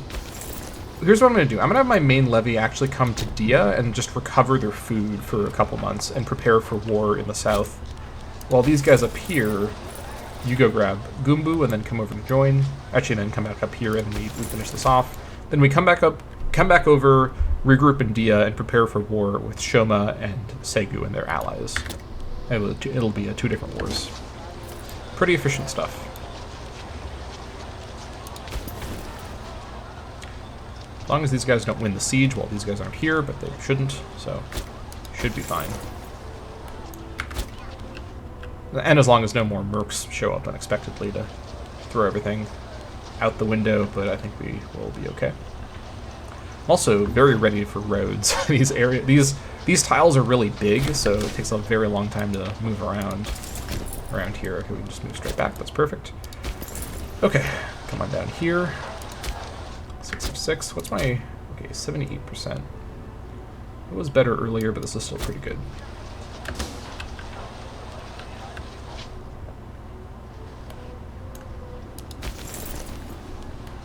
Alright. You can once again lead, and you can once again follow. You can recover your food. I know the horses don't have food, but my infantry are the ones who... Well, this is a mix of infantry and horses. This force needs to recover food, is what I'm trying to say. I could do an assault up here, but I really want to conserve my strength.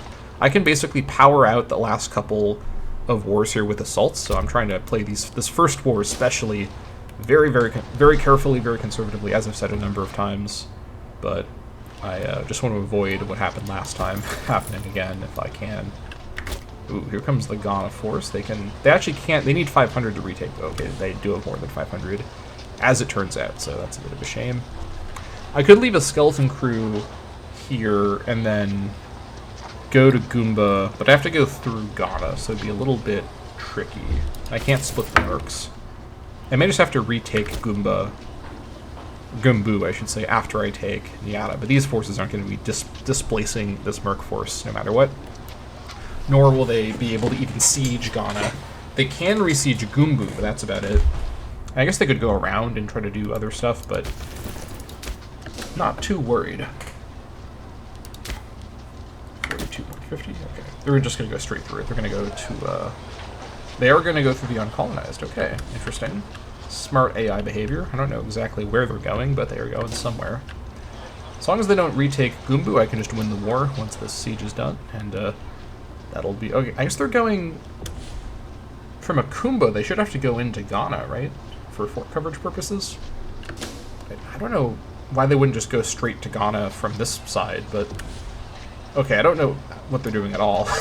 Just complete mystery. Welcome back to Imperator Rome. The AI moves its armies in ways only known to the elder gods of outer space. Maybe that's where that that auto-reproducing father-son Oddcon duo came from. Is they've been sent by the Deep Ones to lead my people. They're doing a great job, by the way.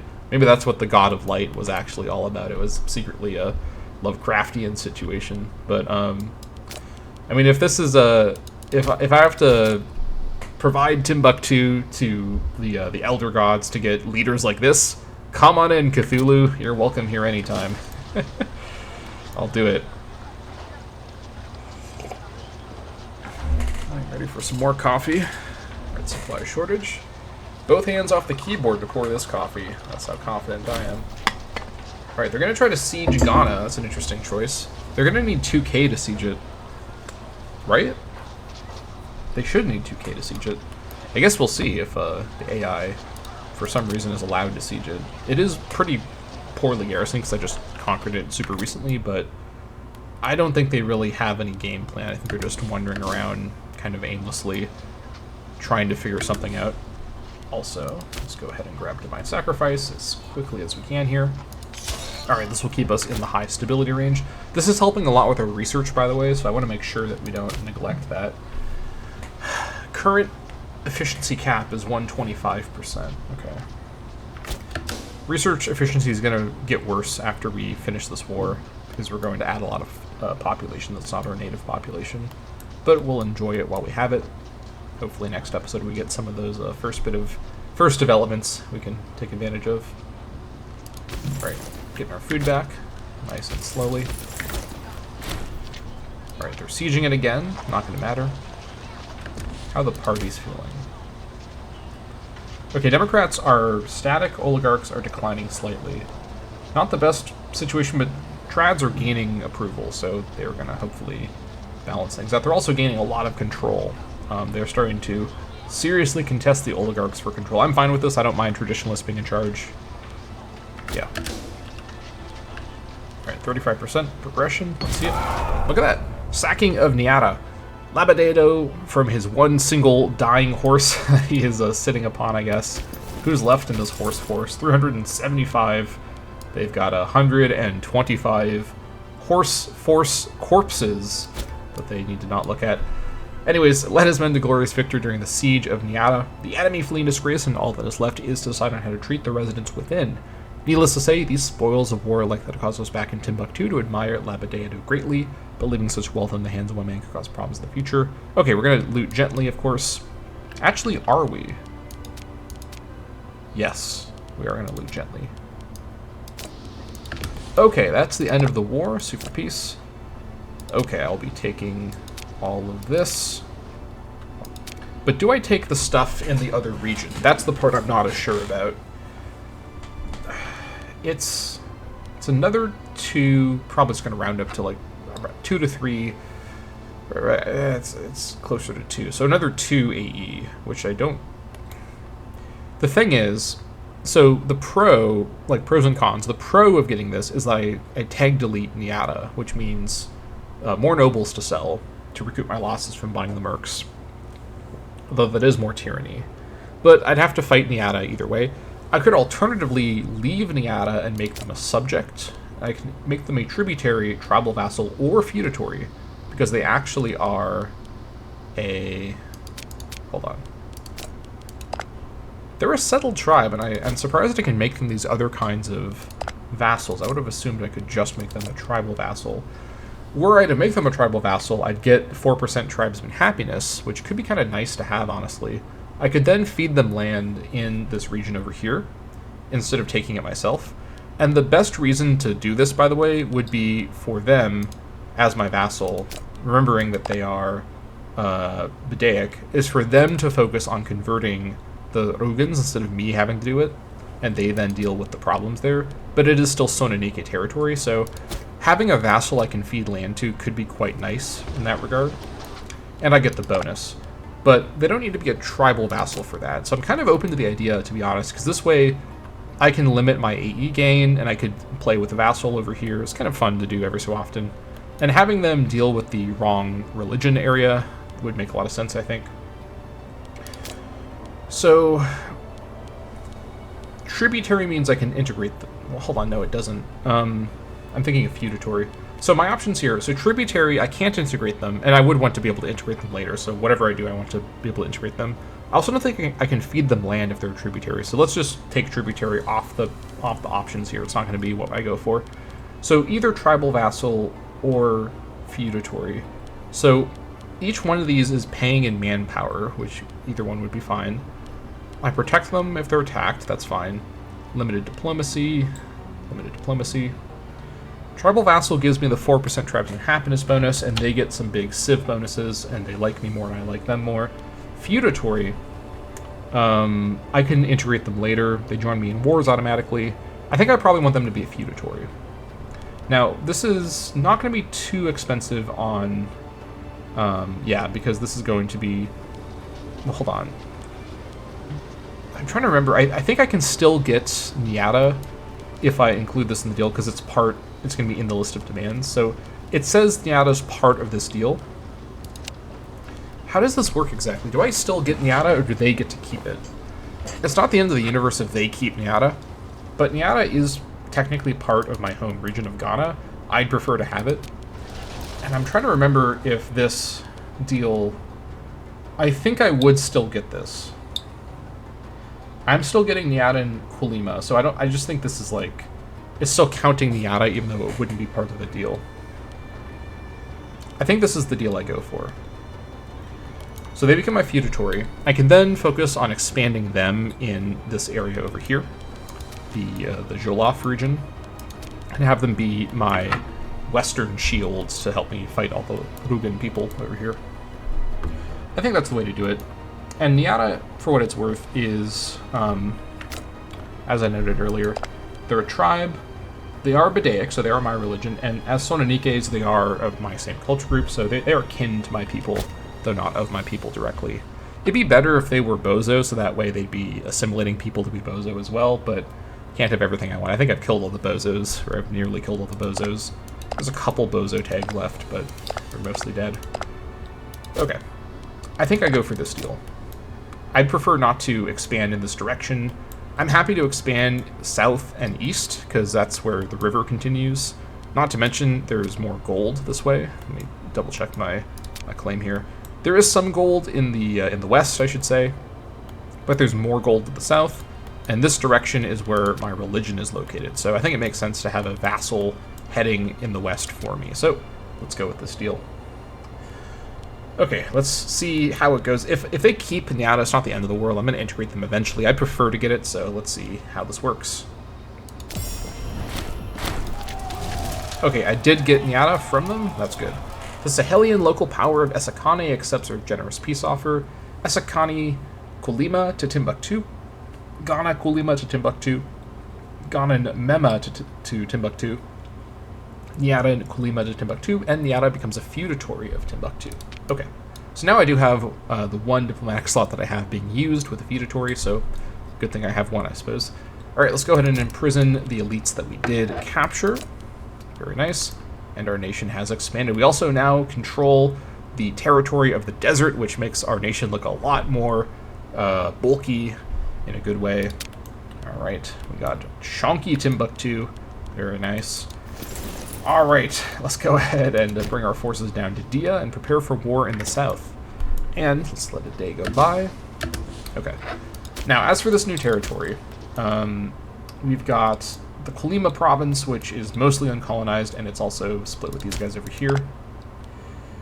I I do have the claims on them. We shouldn't forget about that. But a war up here, I don't know if I can actually conquer this land. I don't know how this works, so I'll come back to them later. Nor am I planning to fight them right this second. Over here, with the actual Kolyma territory, the Esakane location as the capital is fine. In this area here, the plains would probably be best for the capital. There's no oases out here, is there? No, there's not.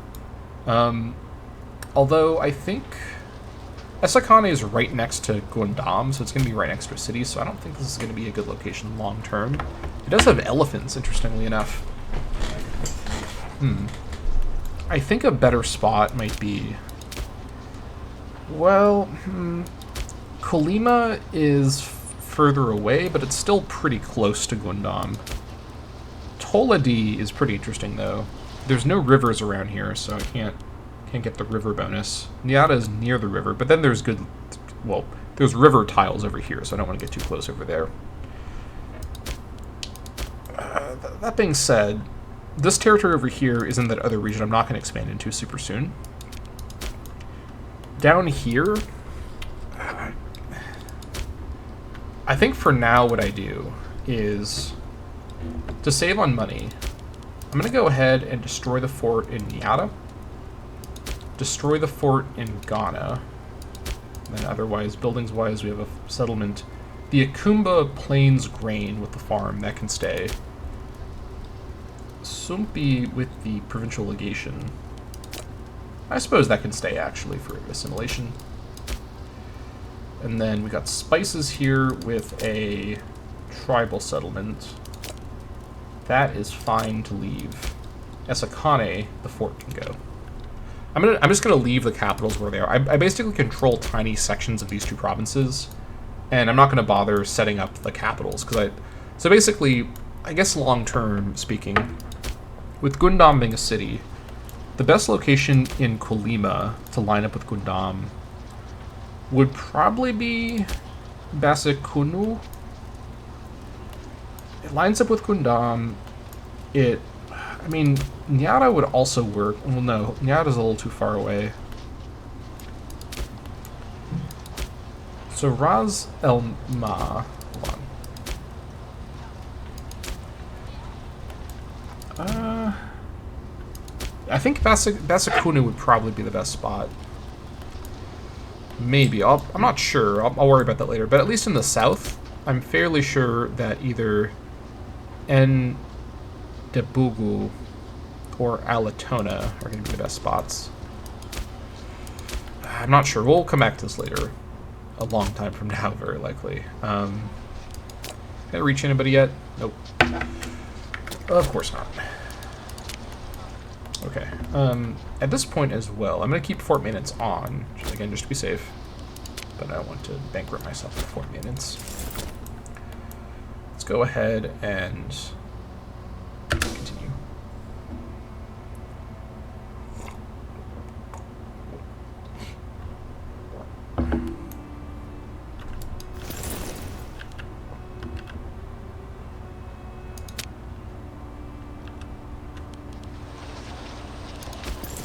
Get our food back. Let these guys arrive, and then we'll depart. These guys are getting their food back as well. How much food do we have down here? We got plenty of food. Shouldn't be a problem. Okay. And also, my new friend, Nyata, how do they feel about me? They love me. Oh my god. Overlord plus 50. Okay, if you say so. I could improve my relations with them. I don't think that's necessary, to be completely honest. They are pretty on board with the situation. It's not like they're gonna... Like, these guys would be out of their mind to try to fight against me right now. They're way, way too weak. But I am getting tribute from them, and I could extort them for more income. But they're paying me in manpower, so I don't know if that would actually make a difference. I could actually go for lax. Let's see. I think it's probably worth doing lax just to ensure no funny business for now. I can always increase it later. I don't really care about their manpower tribute. I care about them being someone I can feed the land to later, so let's leave them there for that. Not to mention, having a vassal should boost up our credibility. Yeah, we're at number 8 in the world now. Look at that. We're 12 years into this game, And we've risen from like somewhere in the 200s or 300s in the ranking to number 8. That's what I call a come up. Here we're in the company of let's see, Lycia, Maphakis, Magadha, Carthage.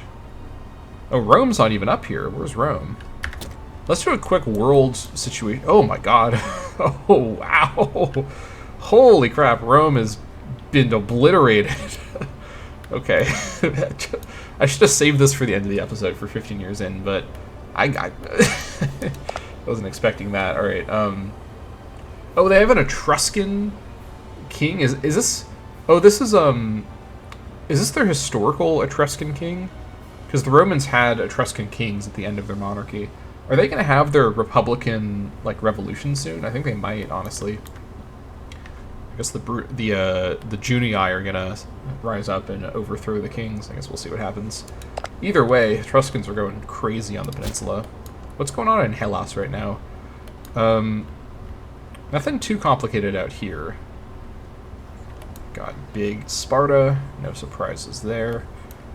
At Athens over here. Things are looking pretty much how they were before. I'm not seeing anything too crazy in the world. I mean, this is the most crazy part. Alright, I'm curious to see how the Romans do. Anyways, let's get back to it. Alright, support is raising very slowly. We also now have... Oh my god. Condolon is... Here she is. I've been putting this character in and out of office over the last couple of episodes as needs have risen, but she's got crazy support. Look at this. We've got support from the oligarch. Oligarchs are really on board with her. She's not even a family head. Why does she have so much support? Traditionalist. Does she have bad health? Is that true? That's not true. She's ambitious, unnoticeable, abrasive benefactor. Okay, she's married to the family head of the Sawadi. Okay. That's probably helping her a little bit. I was expecting Sigiri Suwadi to actually be, like, a good candidate, but for some reason his wife is actually getting all the attention. And then Batakissa. I prefer her husband to be the candidate because his stats are a lot better. Or, honestly, Batakissa's not that bad either. 6668 is above average, but I was really expecting the governor to... Okay, we're going to have to take a look at that later. I may have to start to do some shenanigans also. Let me... Okay. Yeah, this is good. Well, I mean, it's not good, but it could be worse. It's the motto of this campaign. Okay, are we over the supply limit? We are actually over the supply limit, so let's not all stay here for too long. Let's go ahead and get re-merged back together. Okay. Let's go ahead and declare war on Shoma and get this thing going. They're going to be bringing in Nampalari, and Yara joins in. I can't tell them not to, so that's fine. Let's do it.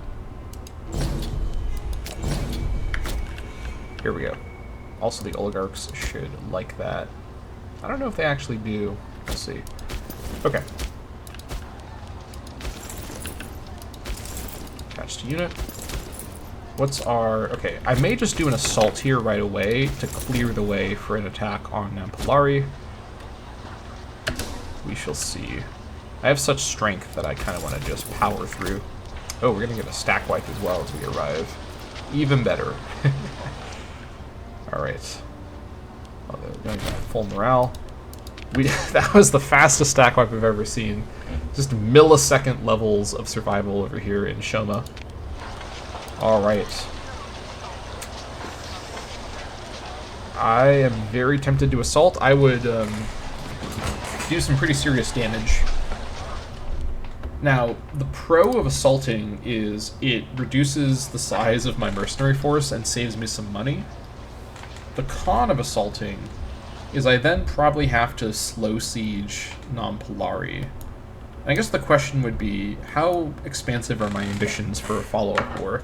I want to attack Segu right after. Segu brings in Odienne, which is a little awkward, because then there's all this territory that's not involved in the war. This is more Genet territory. Odienne is basically entirely in this province down here. But I could get myself a foothold down here by doing that. I think, let's see, Odian is, so that would be 2 more forts. This serious strength is very much capable of splitting between 2 wars. I could fight both of them at the same time. I guess what I could do, hold on. Non-Polari, technically, like, there's impassable terrain right here. I'd have to actually get this fort first before I could move into here, unless I went all the way around.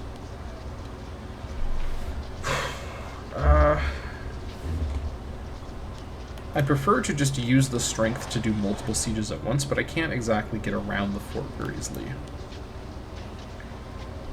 Let me go ahead and just do the assault. These guys are at low garrison. I think this will be a fairly cheap assault on strength, and this will save me some money. Oh yeah. Sacking of Shoma. Labadeado Bolsa has led his men to glorious victory during the siege of Shoma. The enemy flee in disgrace, and all that is left is to decide on how to treat the residents within. Needless to say, these spoils of war like the Takasos back in Timbuktu to admire Labadeado greatly, believing such wealth in the hands of one man could cause problems in the future. Okay, so down here we're looking at 5 population, and this is same culture. In fact, this is Bozo, so yeah, this is Sigwick. Oh my gosh. Yeah, this is Sigwick. So gentle looting. This is our core population here. Okay. Now let's go ahead and move straight on to Non-Polari. I think I'm just going to do. Oh, they're actually at partial garrison as well. I'm just going to do another assault while they're at partial garrison and caught off guard. Yeah, I think while they're at partial garrison, doing assaults is the most efficient way to handle this. We didn't honestly take that much damage as well, so let me just go over here, get them under siege so they don't recover. They're going to get 1 tick. That's fine. We're getting a tick as well, so I will take it. Any trade for me yet? Nope. Need more dip range. Alright, Non-Polari under siege. And then, let me just wait for my morale to hit full, then I'll do an assault.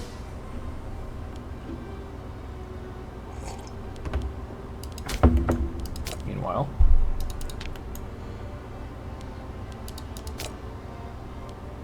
Timbuktu at 87% integration, or assimilation, is probably fine to switch off of assimilation now. There's a lot of commerce in this province. I can make a lot of money by switching over from pop assimilation. In fact, I may even actually want to switch over to, like, the long game here is social mobility for more nobles. What are we looking at in Timbuktu itself? 4 nobles already. We got room still for more, and for more citizens too. Yeah, I can definitely get some more promotion here. Getting another city going in Gaondam actually is a priority as well. I need more PI though. It was 50 PI, right? Yeah. I could really do with some stakeholder events to get more PI, but I have to just wait and see if that happens or what happens with that. Either way, yeah, encourage trade could be really valuable. Let me go for now with encourage trade, just because without another city, I don't think promote social mobility will be quite as efficient. And I need the money. So we're looking at 1.35. Switch this over. 2.17. That was almost a gold worth of extra commerce right there. It's because we're exporting. All of our exports are going out of Timbuktu, so all of our commerce is really centered there. Supply shortage.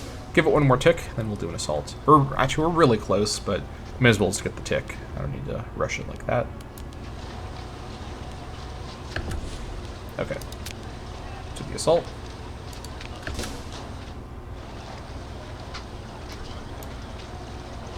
A bit more expensive, but still manageable. Sacking of Non-Polari. This is also, I believe, a Bozo location. It is. Alright, let the looting be gentle. Well, first I should say, Labadeado Bolsa has led his men to glorious victory during the siege of Non-Polari. The enemy flee in disgrace, and all that is left is to decide on how to treat the residents within. Needless to say, these spoils of war like the Takasos back in Timbuktu admire Labadeado greatly, believing such wealth in the hands of one man could cause problems in the future. Let the looting be gentle. Okay, and then I'm going to split away 1 horsemen to go and grab Mima really quick. As for the rest of you, I think I can just actually transition to a Segu siege immediately and just recover my morale in the Segu siege.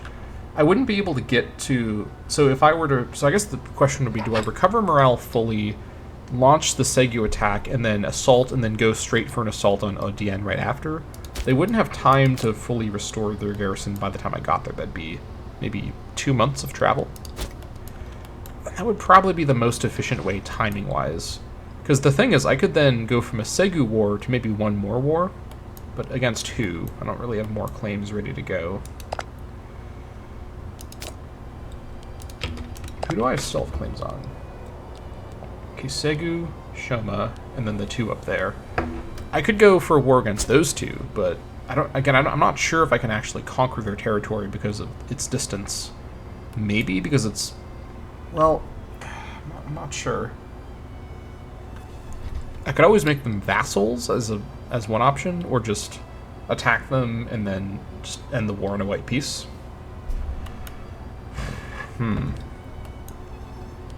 I think using the strength of these mercs as assaults to then finish the war sooner and be able to get my money going in is the best way to use it. So let's do it like that. Let me go grab this with this force, then come back and then go for Segu. So let's wait slightly. Also get our morale back in the meantime.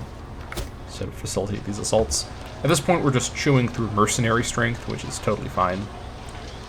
Trying to use these mercs as efficiently as possible. Plus, once I get this, I'll be able to turn this into my territory for even more recovery in the interim.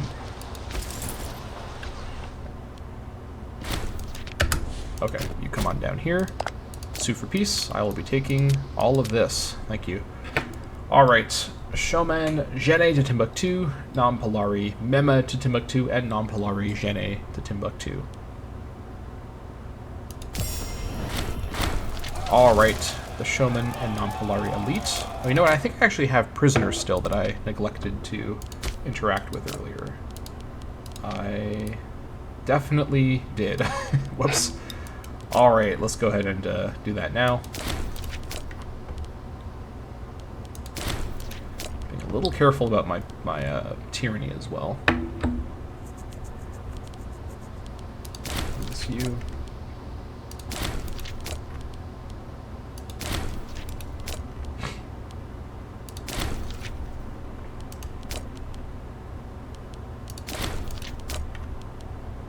Oh my gosh.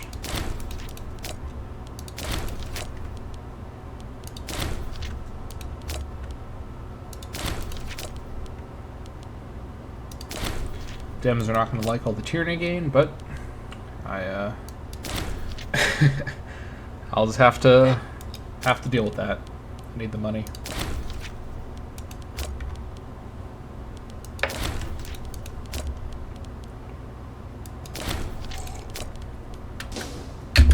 Oops. Do I have any more coffee? Just a little bit. I need it. Okay. Back at it again. Use them.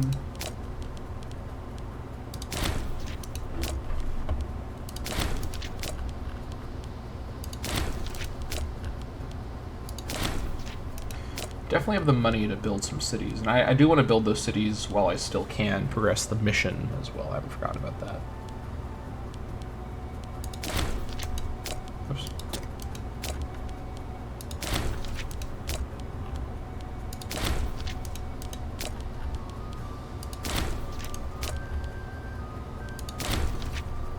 Alright. Huh?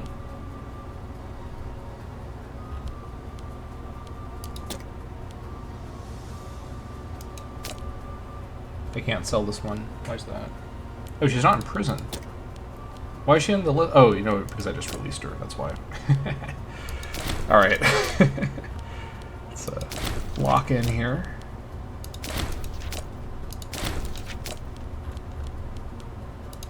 Okay. That should be everybody. It is. Power through the messages here. Alright. Very good. Okay, and then we're going to go ahead and just... suppose I can reorganize. Including on the mercs. this over sooner. Okay, now this new territory here, it moved the capital to Kri, because this game doesn't know how anything works. I'm just going to wait until I conquer Segu, because it'll move the capital again anyways, but the capital will stay at Dia. It goes without saying. Shoma as a fort? I don't think so. It'll be a farm. A forest farm for vegetables. This forest here has a fort as well. That can go. And then Kri has a mine for base metals. That'll stay. Now, this is actually part of the Mema province that I have northern parts of, and down here we have a plains farmland for grain. That's fine. Okay, that all looks good.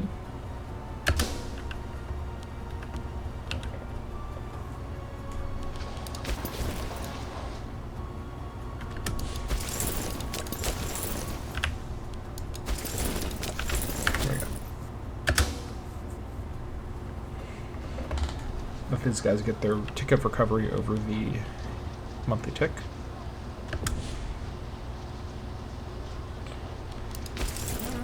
Let's see. Yeah, one more tick of recovery, I think.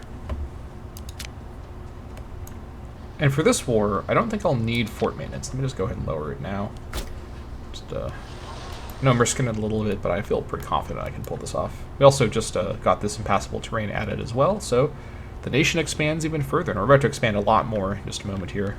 AE will raise quite problematically, but we will worry about that when we get to it.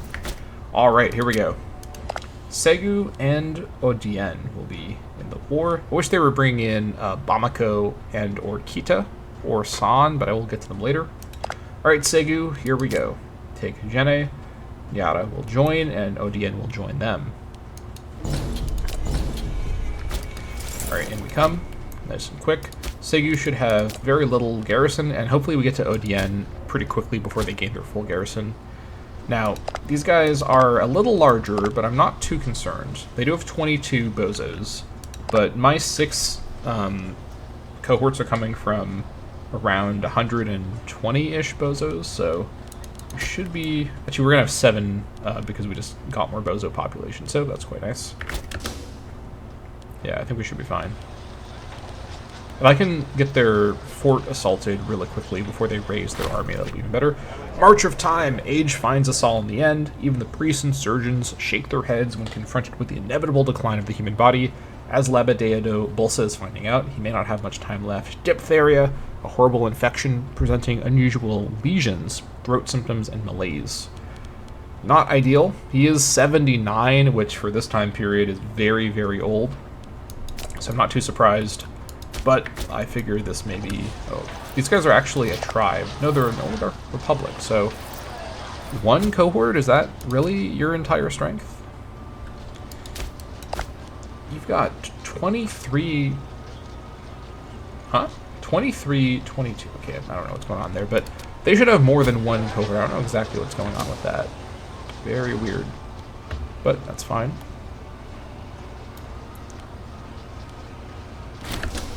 Fortress under siege. Okay. I think we just assault this immediately. Yeah, that is the plan.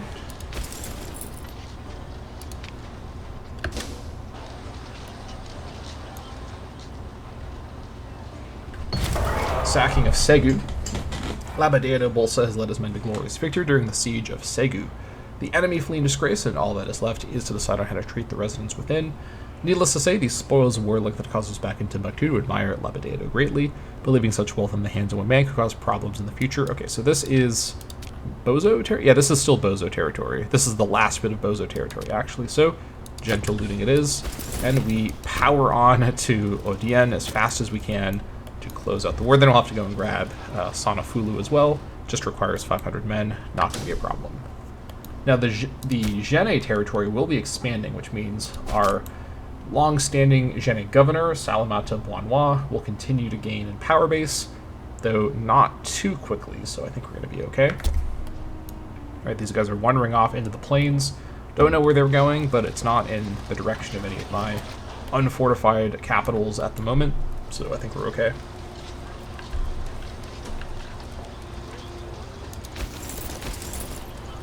Alright, now that we're here, these guys one more day. There we go. This should be fine. We're not going to do any more sieges after this for this election cycle, so order the assault. This is going to be inefficient because we didn't have full morale, but we are going to win. Right? We're not going to win, okay. New problem unlocked. Okay, actually, after a tick, we may be able to do one more cleanup assault to close things out after all.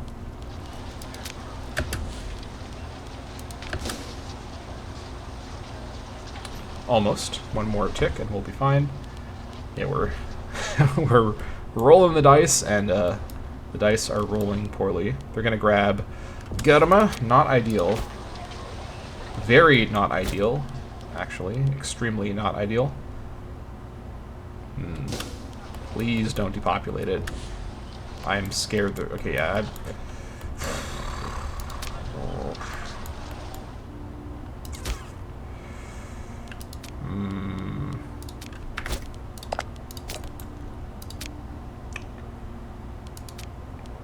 Honestly, maybe I temper my ambitions here. I'm very scared they're going to depopulate Garma. They basically have to roll no pop deaths on capture and no enslavings, right? And I think a pop death could also become an enslaving. I think the way that math works. With one population in Garma, I'm afraid of this siege progression, like, causing me a huge problem, because then I'd have to recolonize it. I think this situation by itself actually makes me want to end the war early and just take the Segu territory. This does close out my conquest of the Gene province, which I'm happy to sort of end there for now, so I'm not making the Gene governor too powerful. Plus, this new territory basically expands me south into Gene in this really weird, awkward kind of bulge that I may have trouble defending. I don't really want to expand into Gene too much, necessarily. Plus, this is the Bozo territory, so you know what? I'm going to close this out here. I'm not going to bother trying to get Odien after all, just because of this situation with Garma. So, let's end the war now. Sue for peace to get Seger Gene to Timbuktu. Alright. The Seger elite. Prison their leaders. Let the rest disappear. Okay. That's fine. Now, the Mercs are going to be disbanded, and the Levy will be disbanded as well. The Gene Levy is now 3 units large. That's pretty good. I may actually want to switch her out for someone with more martial, but I suppose she can just join in with the main leader. In fact, her having low martial is probably good for stability purposes. Okay, let's go ahead and let one day go by. Very good.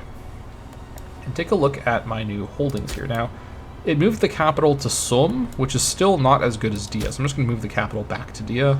Yeah, Dia is definitely the best location here. Let me just do that now. Right. I didn't really think about that part. Okay. Unfortunately, because this game is great, it has this mechanic where the capital moves around when you conquer new territory, and it's unpredictable, and you have to spend 30 loyalty to move it back. So we're going to have to hold off on getting that those cities founded for a little bit here, because we need to switch over to harsh treatment, unfortunately. This is going to hurt our local Bozo population, but why is this so severe? What's the problem here? I don't know. Okay, we'll worry about that later. Just need to get some loyalty back over here. Maybe we get a granary raid or something. Anyways, the Segu fort can go. Glass, that's interesting, but this fort does not need... Oh, I can't because it's... Right, because it's disloyal, I can't do that. Okay, should have done that first. We do have a gold mine down here at Kuakoro. And we have a Dai's provincial legation over here. And yeah, that is the new territory. Okay. Timbuktu grows nice and gradually here. Can I reach anyone yet? No, I just have more grain I can trade internally. Oh, goodness. 60% efficiency. Not great. How the parties feel. They all traditionalists are pretty happy, but the other parties are not happy at all. That being said, they both have pretty high approval.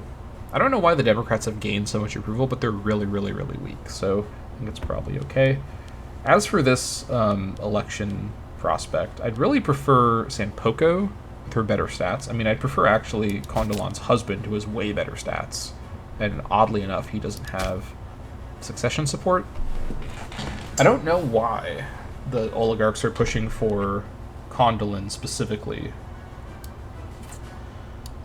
I could probably reduce her support by reducing her power base. I could replace her as magistrate, in other words. Do I have... I guess... Bringing in... Yeah, let me bring in one of the Sankatas. I think undoing one more Scorn family is fine right now. Let me go ahead and revoke free hands. Replace her with Layla, give her free hands. And see how that shakes things up.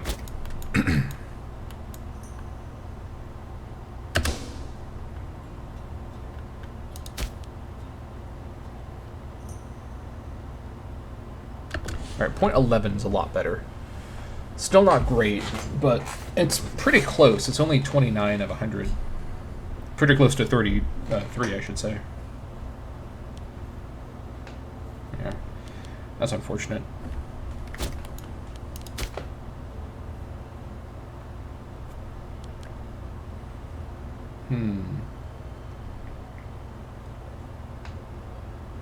I just don't really understand why she has so much support, personally.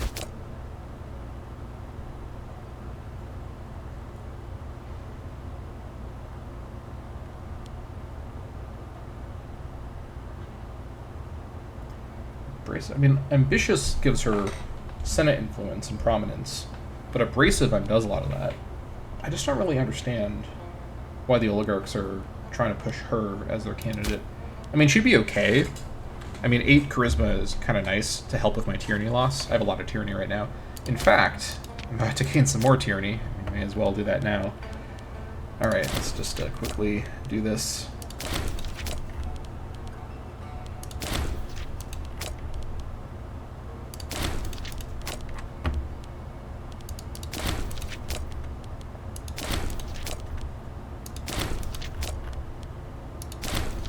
Okay. 28 tyranny. You know what? I bet the Democrats are mad about my tyranny. That's probably a big reason. Yeah. They basically have 1/10, or wait, 1/100th the current tyranny amount as like unhappiness. So, yeah, no wonder they're upset. Oligarchs should like that though, and they do. They're only by 1/2 of the amount. That's good. I think this is sustainable for sure. We're very close to 51, but I think this is sustainable long term.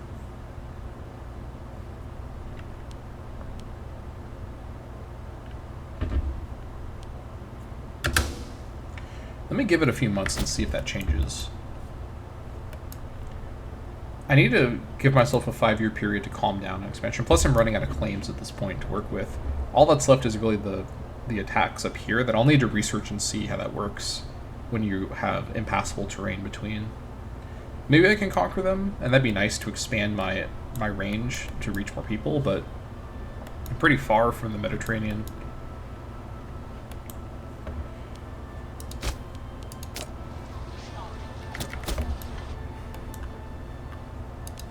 You know what, let me decrease the pay and decrease the fort man side. Slight oversight.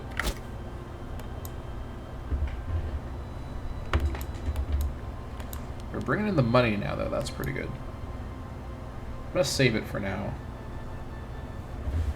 I assume PI, as usual. Do I have all of my officers on free hands? I think I do. Looks like it, at least, yeah. 75%, okay. Impatience is a virtue. Arabunu, there he is again, has been becoming increasingly restless of late. He believes that his stature is deserving of a key role in our government. He has approached our assembly, insisting that we bestow such a role upon him. Indeed, given his prominence, perhaps we could consider this carefully. That makes him disloyal. Okay, I should probably give him a position. Where's the current Bunu? I think it's one of my governors, isn't it? Yeah. This will make the Bunu grateful, which will make the Democrats even less happy, but I don't really see a way around this. Unless I replace the Bunu character. But I like her in her current... Oh, hold on. She's a lunatic now? I didn't notice that earlier. Okay. This makes her no longer quite as reliable as a governor over here. Let me go ahead and replace her. I'm going to have to spend another bunch of PI to change the policy again. But I think I need to get her out of position. In fact, I could put... where is he? Adabunu in the position instead of her. Although I think he doesn't have the best... oh my gosh, where is he? Is he... Oh no. What is 0 finesse? Okay, I'm not going to put him in there. I mean, Freeman happiness 8%. That can be quite nice.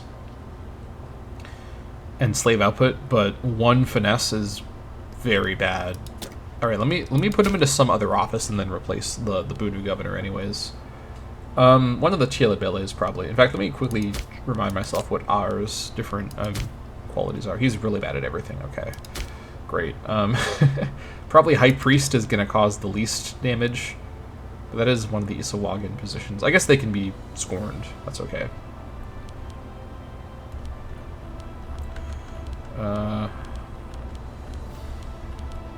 Where? Here he is. Ugh. Doesn't even provide a bonus. We'll give him free hands. That'll have to do. And then I'm going to replace you with...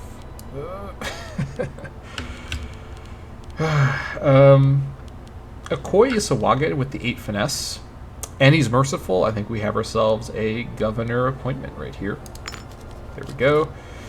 Civ effort, that's not the worst option, but I need harsh treatment back in effect. 0.27, that'll clear things out nice and quick. Very good.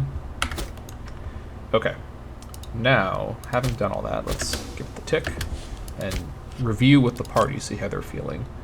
Oligarchs are trending up. Democrats are trending down quickly. Yeah, that's what I was worried about.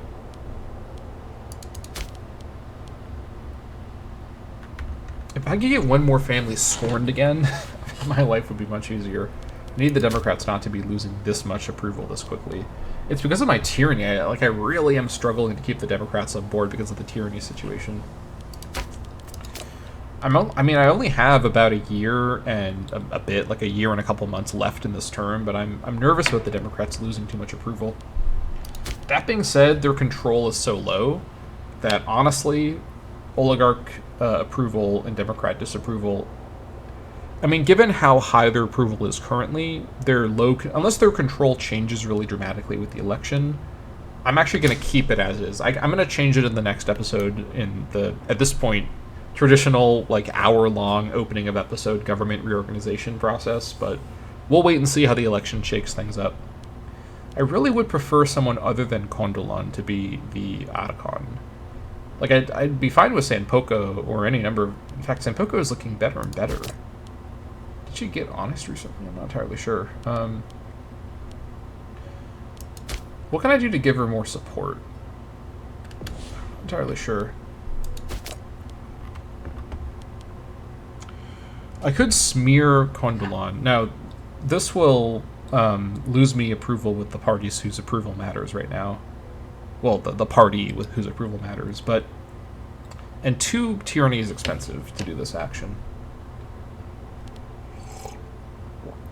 And I'm nervous about this actually causing support problems, but...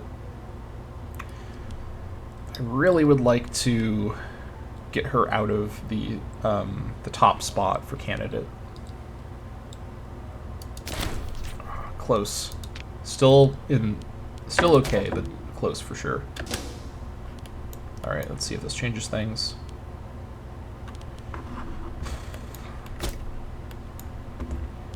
She would also be a oligarch, so we go back to oligarch rule. That'd be okay. Okay, now she's really close to Sanpoko. That did actually have quite a big effect. Sanpoko's actually competing with her for the oligarch support. She has a couple oligarch turn cloaks are supporting this traditionalist. Let me actually give her some help if I can. What can I do to actually give her more supporters? Now it's actually like a neck and neck race here between these two. I wouldn't mind Condolon being the co-Archon. Actually, she wouldn't really give anything, but she wouldn't cause any problems as that position. Let's see. Popularity, statesmanship, family, prestige.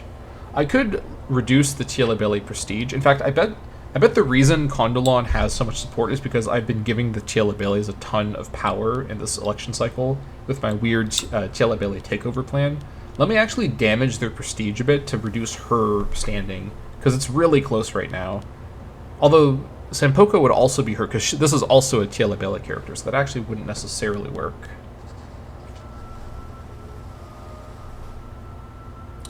She also has less statesmanship. Okay. Could I give Sampoko... I could make Sampoko a governor, and that would probably increase her her power base more to give her more support. Maybe. 8-6 would make her a good governor as well. Let's see. Who would I want to replace? I mean, I could replace the guy I was trying to groom as the next Archon. I mean, for some reason, the oligarchs support his wife. I mean, oh, you know what the reason is? Because he's a Democrat. That's why they don't support him. I see what the problem is. He's actually, like, he's kind of close to being an oligarch, but he's a moderate who's leaning Democrat, which means the oligarchs won't vote for him, but they will vote for his wife, who is similarly a moderate, but is actually on the oligarch side. I think we've discovered what's going on here. I almost wonder if there's like a narrative explanation where the oligarchs want this guy to be in charge because he's like way better, but they can't publicly support him, so they're going to vote for his oligarch leaning wife to kind of get him in through the back door in a way. Not entirely sure, but it's an interesting idea to view it like that. Either way, 8-9 versus the 8-6. The 9 is quite nice. I would feel bad to lose that. And I guess I could put her in over here, but then I'd be changing the policy again. Oh my god. But then I'd be losing her as well. Then I'd be changing it another time too. So I think it probably would be the deciding factor, though, to be completely honest. Although as censor, she's pretty good.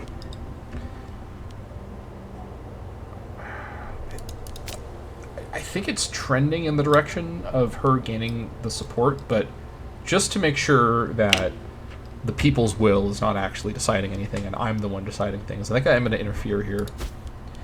Alright, this is going to be... I don't mind if this policy is changed, as I'm not dealing with like an immediate crisis right now. So let me go ahead and replace her. In fact, this is my chance to also reduce Tielabelli power. Well, I guess not exactly, because we're going to move her over anyways. Who can we... There's not really a lot of good options up here.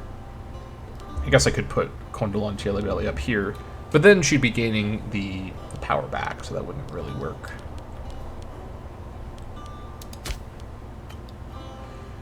I don't have a lot of good options here.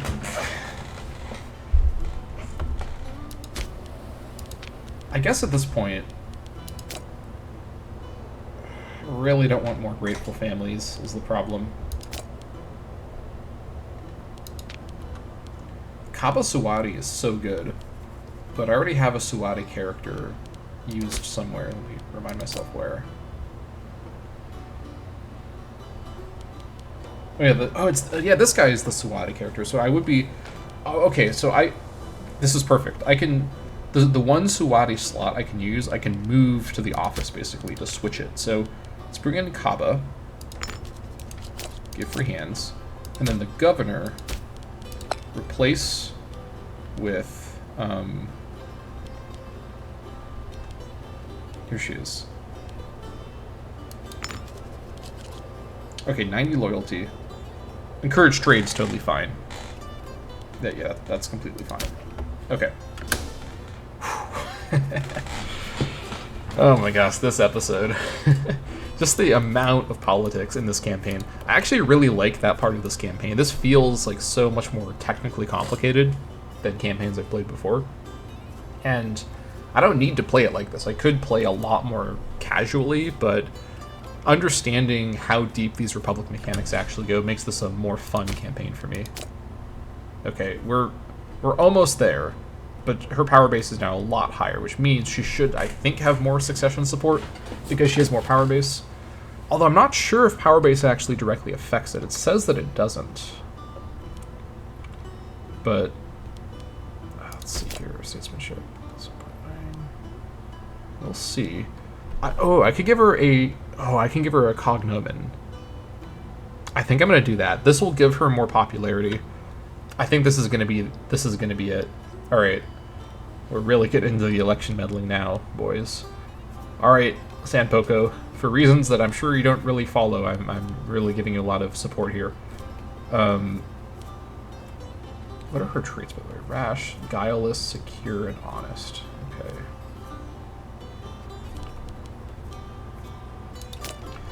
Sanpoko Chielebe, the Shield. That nickname goes hard. She's the Shield. Hell yeah. Alright. We got basically 1 year for her newfound grandeur to sink in and give her support from those pesky oligarchs. Befitting stature, Ada Wano is settling into his new role well. Whilst he is of the belief that this was only befitting a man of his stature, he is a retired Otacon, so he does have some stature.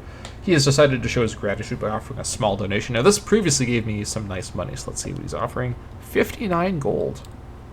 I will take that with a big old smile. Thank you, Arabonu. Appreciate it.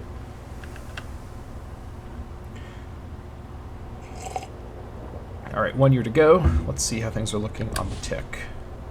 Trending up. We're on the very edge of 51, but we are trending up. Well, yeah, we're looking good. Traditionalists are, as usual, losing all their approval for unclear reasons. And Sanpoko Tielebele, the Shield, our girl, rise into power just as we planned. Look at that. Look at that. You can actually engage in genuine election meddling in Imperator Rome. You didn't think it was possible. It is possible. It just requires a lot of careful planning because of how the character stuff works in vanilla. Love to see it.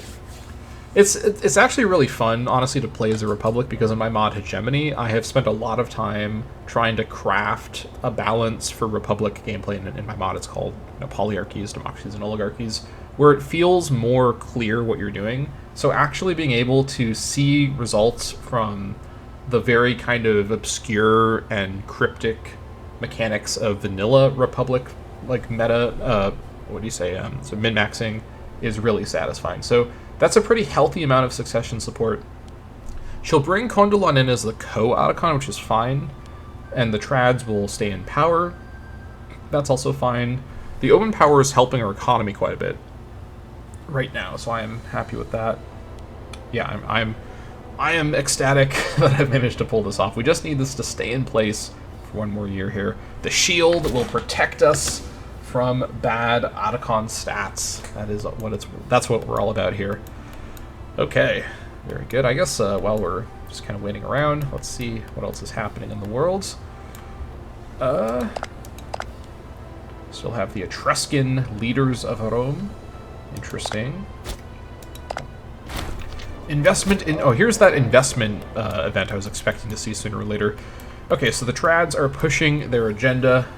Long last, I was hoping I would be able to get away with this, but not quite. The Traditionalists are using their time and control of the Timbuktuian Assembly to demand investment in part of our country, specifically the province of Kura. Such investment would be a boon to its people as well as the landowners, though it would limit our ability to pursue other goals in the near future. Of course, Kura is not there. Kura is this province over here. The matter rests with our Otacon, who has the final say. So we could lose 80 PI, and we would go into the negatives on PI. PI can go negative, so that would be pretty bad on our PI expenditure needs. But we would also get religious complexes immediately in Kura and some approval with the Traditionalists. Or we could lose 50 approval. Now, because we're at 3 approval right now, this is actually much more acceptable than normal. Losing 15 popularity is a little annoying, but this guy only has about 11 months left in office, so it's not the end of the world. And most of this approval loss would not really matter because they'd go down to 0 and then they just start climbing back up. So I'm going to actually do the rare Otacon veto. The fact that the party in power who can actually press their mission in an event like this has such low current approval but such good approval trend, this is the exact scenario that situation actually really gives you quite a nice option here. So we have bigger fish to fry. Sorry, traditionalists, I'm not going to go into negative 70 PI debt for you. Yeah, that's funny. We do have some stability problems, but that's just because we have such high stability, so it's just not increasing very efficiently. All right. At this point, we're going to need 50 PI per city. So is it worthwhile to wait around on this mission without new claims to get all the Timbuktu stuff? We have so much money, I can build the buildings pretty quickly, to be honest. And if I have a oligarch Archon when I build them, they're going to be even cheaper. So I think we've got the resources on the gold side to do this. I don't mind actually spending a few years recovering my AE down, letting my tyranny get down as well, and letting my manpower recover. We've got plenty of manpower room now as well. So maybe even 2 cycles of peacetime, focus on infrastructure. We control at this point most of the Ghana region, just a few sections that are held by other parties and that are uncolonized, so things are looking pretty secure all around. Vienne is slowly getting there. Okay. Sampoko is in good shape to win the election as we want. I'm pretty happy with that. I mean, she's not like the best character in the universe, but 8 Martial is great. 6 Finesse is better than 2 Finesse, and that's the real reason I didn't want Kondolan. 1 Martial, 2 Finesse is just awful for a 5-year ruler, so I am happy to bring the shield into power. That's a pretty cool nickname. I'm happy with that role. Also, we are now below 51 support, but we just climbed back up abruptly as I was looking at it, so I'm not entirely sure what's going on with that. Oh, Berkuru was murdered. Closing out this election cycle with some scandal. What's going on here? Tribune of the People, rival of the head of the Ishiwaga. Oh boy, I think we've got some family head shenanigans. He's a minor character. This guy was pretty good too, so, well, he was okay. I mean, I guess he just died. He was pretty good. Let's not speak ill of the dead here for no reason. Murder. We've been informed that Berkuru was found brutally murdered in his home just last night. The investigators have reported that a jagged rock was used in the crime, a device known to be favored by Bomwo Bongime, his signature weapon, of course. The Tribune of the Soldiers. We have some cabinet dispute that spiraled into violence. However, we have no hard evidence linking to the crime. Famously, there were not that many jagged rocks around in West Africa. It was famously a land with no stones anywhere, so the use of a jagged rock points to Bomwa Bongime, who I guess is a famous rock connoisseur. All right, regardless, I never. Why even have this event phrase like this if one of the things that that can be triggered as the weapon of choice is a jagged rock? I don't understand. Like, why not say a ornate dagger or a like some weird weapon like a pike? I think I've seen that before. Like something unusual I could buy that it would be like linked to someone, but a jagged rock? Like what? Okay. So this guy here, minor character. Actually, is he a minor character? Yeah, he's a minor character. He's super, super loyal, and he's pretty good at his job. I kind of don't want to consider him guilty. I'm also not sure, like, is his guilt based on him, like jokes aside, what exactly is this due process here? Like, is there going to be a trial? Like, is there evidence that he was involved? I feel as though there's got to be more to it than this, but I'm just going to say we're powerless to act. I don't I don't want to lose this guy or lose his loyalty. Oh, also, hold on. Let me make sure I reassign Tribune of the People. For now, I'm going to just... Oh, boy.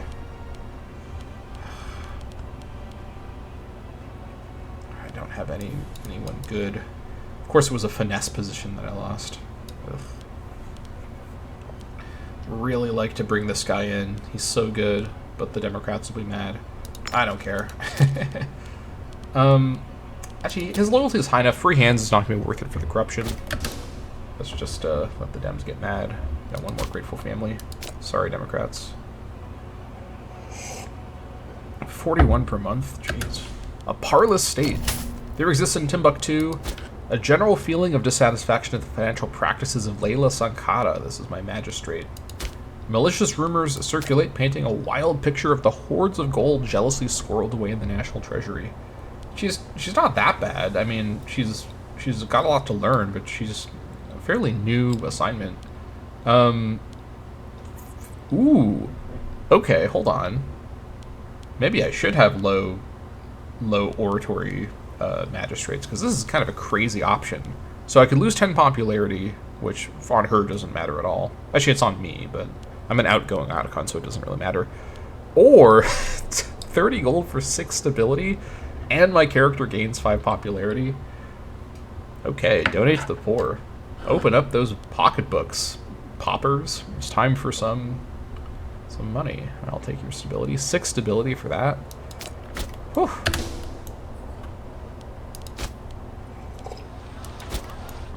Also, the phrase "open up your pocketbooks, poppers" is kind of a great phrase.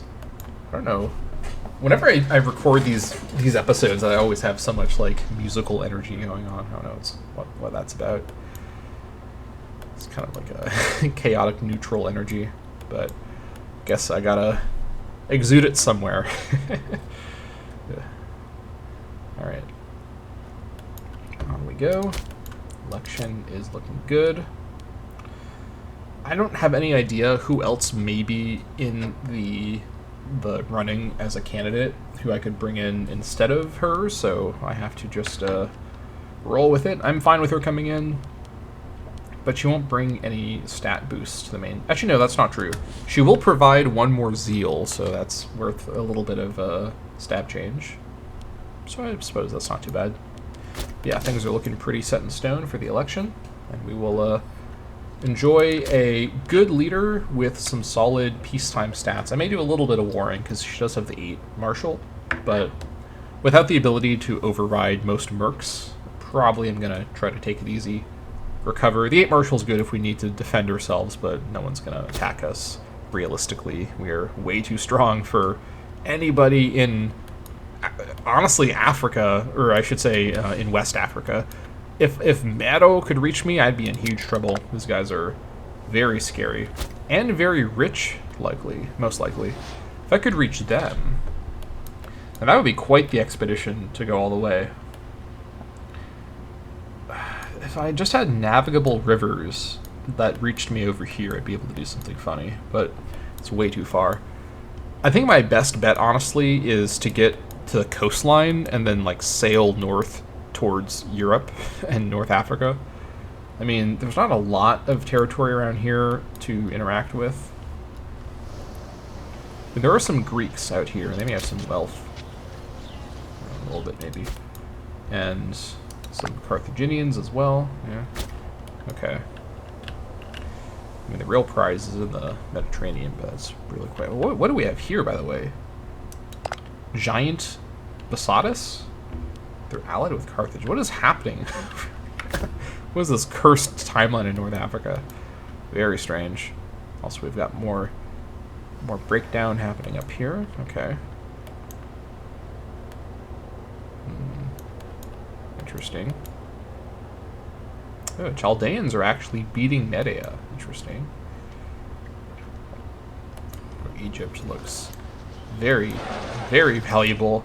I would love to go and sack Egypt, but I am on the literal other side of the planet from them, so these dreams of conquest will have to wait. We're already basically like the ultra-regional power of West Africa, but we're so far from the rest of the map that we have a ways to go before we can really use our power aggressively elsewhere. Okay. This looks pretty set in stone. It may change at the last minute, but on this last tick, the Sanpoko Kondolan regime seems to be set in stone. Red-handed. Several nights ago, Patargombe Bolsa was discovered helping himself to a sizable quantity of gold from the national treasury. This is clearly a serious crime. However, there's something to be said for sweeping affairs like this under the carpet. Literally on your way out. He's... I feel like the disappointed father in this scenario. Like, are you kidding me? Got literally, like, a month and a couple days left. Oh, boy. I could flog him. He's pretty good, though. I don't really want to make him lose a lot of health. The affair will disappear as a show of appreciation for his service. One more bit of nepotism to close out the cycle. It is what it is. The Bolsa father-son duo closing things out just as suspiciously buddy-buddy as they were when they came into power. Alright. And I did actually lose that gold too, which is a shame. Alright, things are set in stone for the election. Let's see how badly this messes up my Senate support. I'm a bit nervous. Oh, Niyawari Ishiwagan died of dysentery. Okay, I was expecting he would die sooner or later, but I don't think he had any position or anything. But this does mean that right as we go into the election, there's a new family head for the Ishiwagans, who we have here. Alright, Arabi Ishiwagan, I should say, is now the family head. Just as terrible as he was a couple episodes ago when I was trying to keep him from being elected. I think it was actually last episode. Okay, this didn't, like, shake anything up as far as I can tell, thankfully. If I'd gotten a last-minute, literally, like, middle of December change in the election succession arrangement, I would have been morose. But fortunately, I'm not going to be morose. Not this time.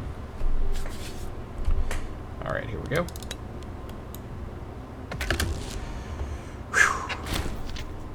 Alright, Sanpoko Tielabele the Shield was elected to office and will now rule our glorious nation. 8683. Trads are in control, or they remain in control, with Omen power plus 10%, and they want investment. Who are they wanting? Well, first, 50 support, which means there's been a shakeup. Okay, it looks like the Democrats gained a bit of control, and they gained it from the oligarchs. So things are basically the same, with very minor changes.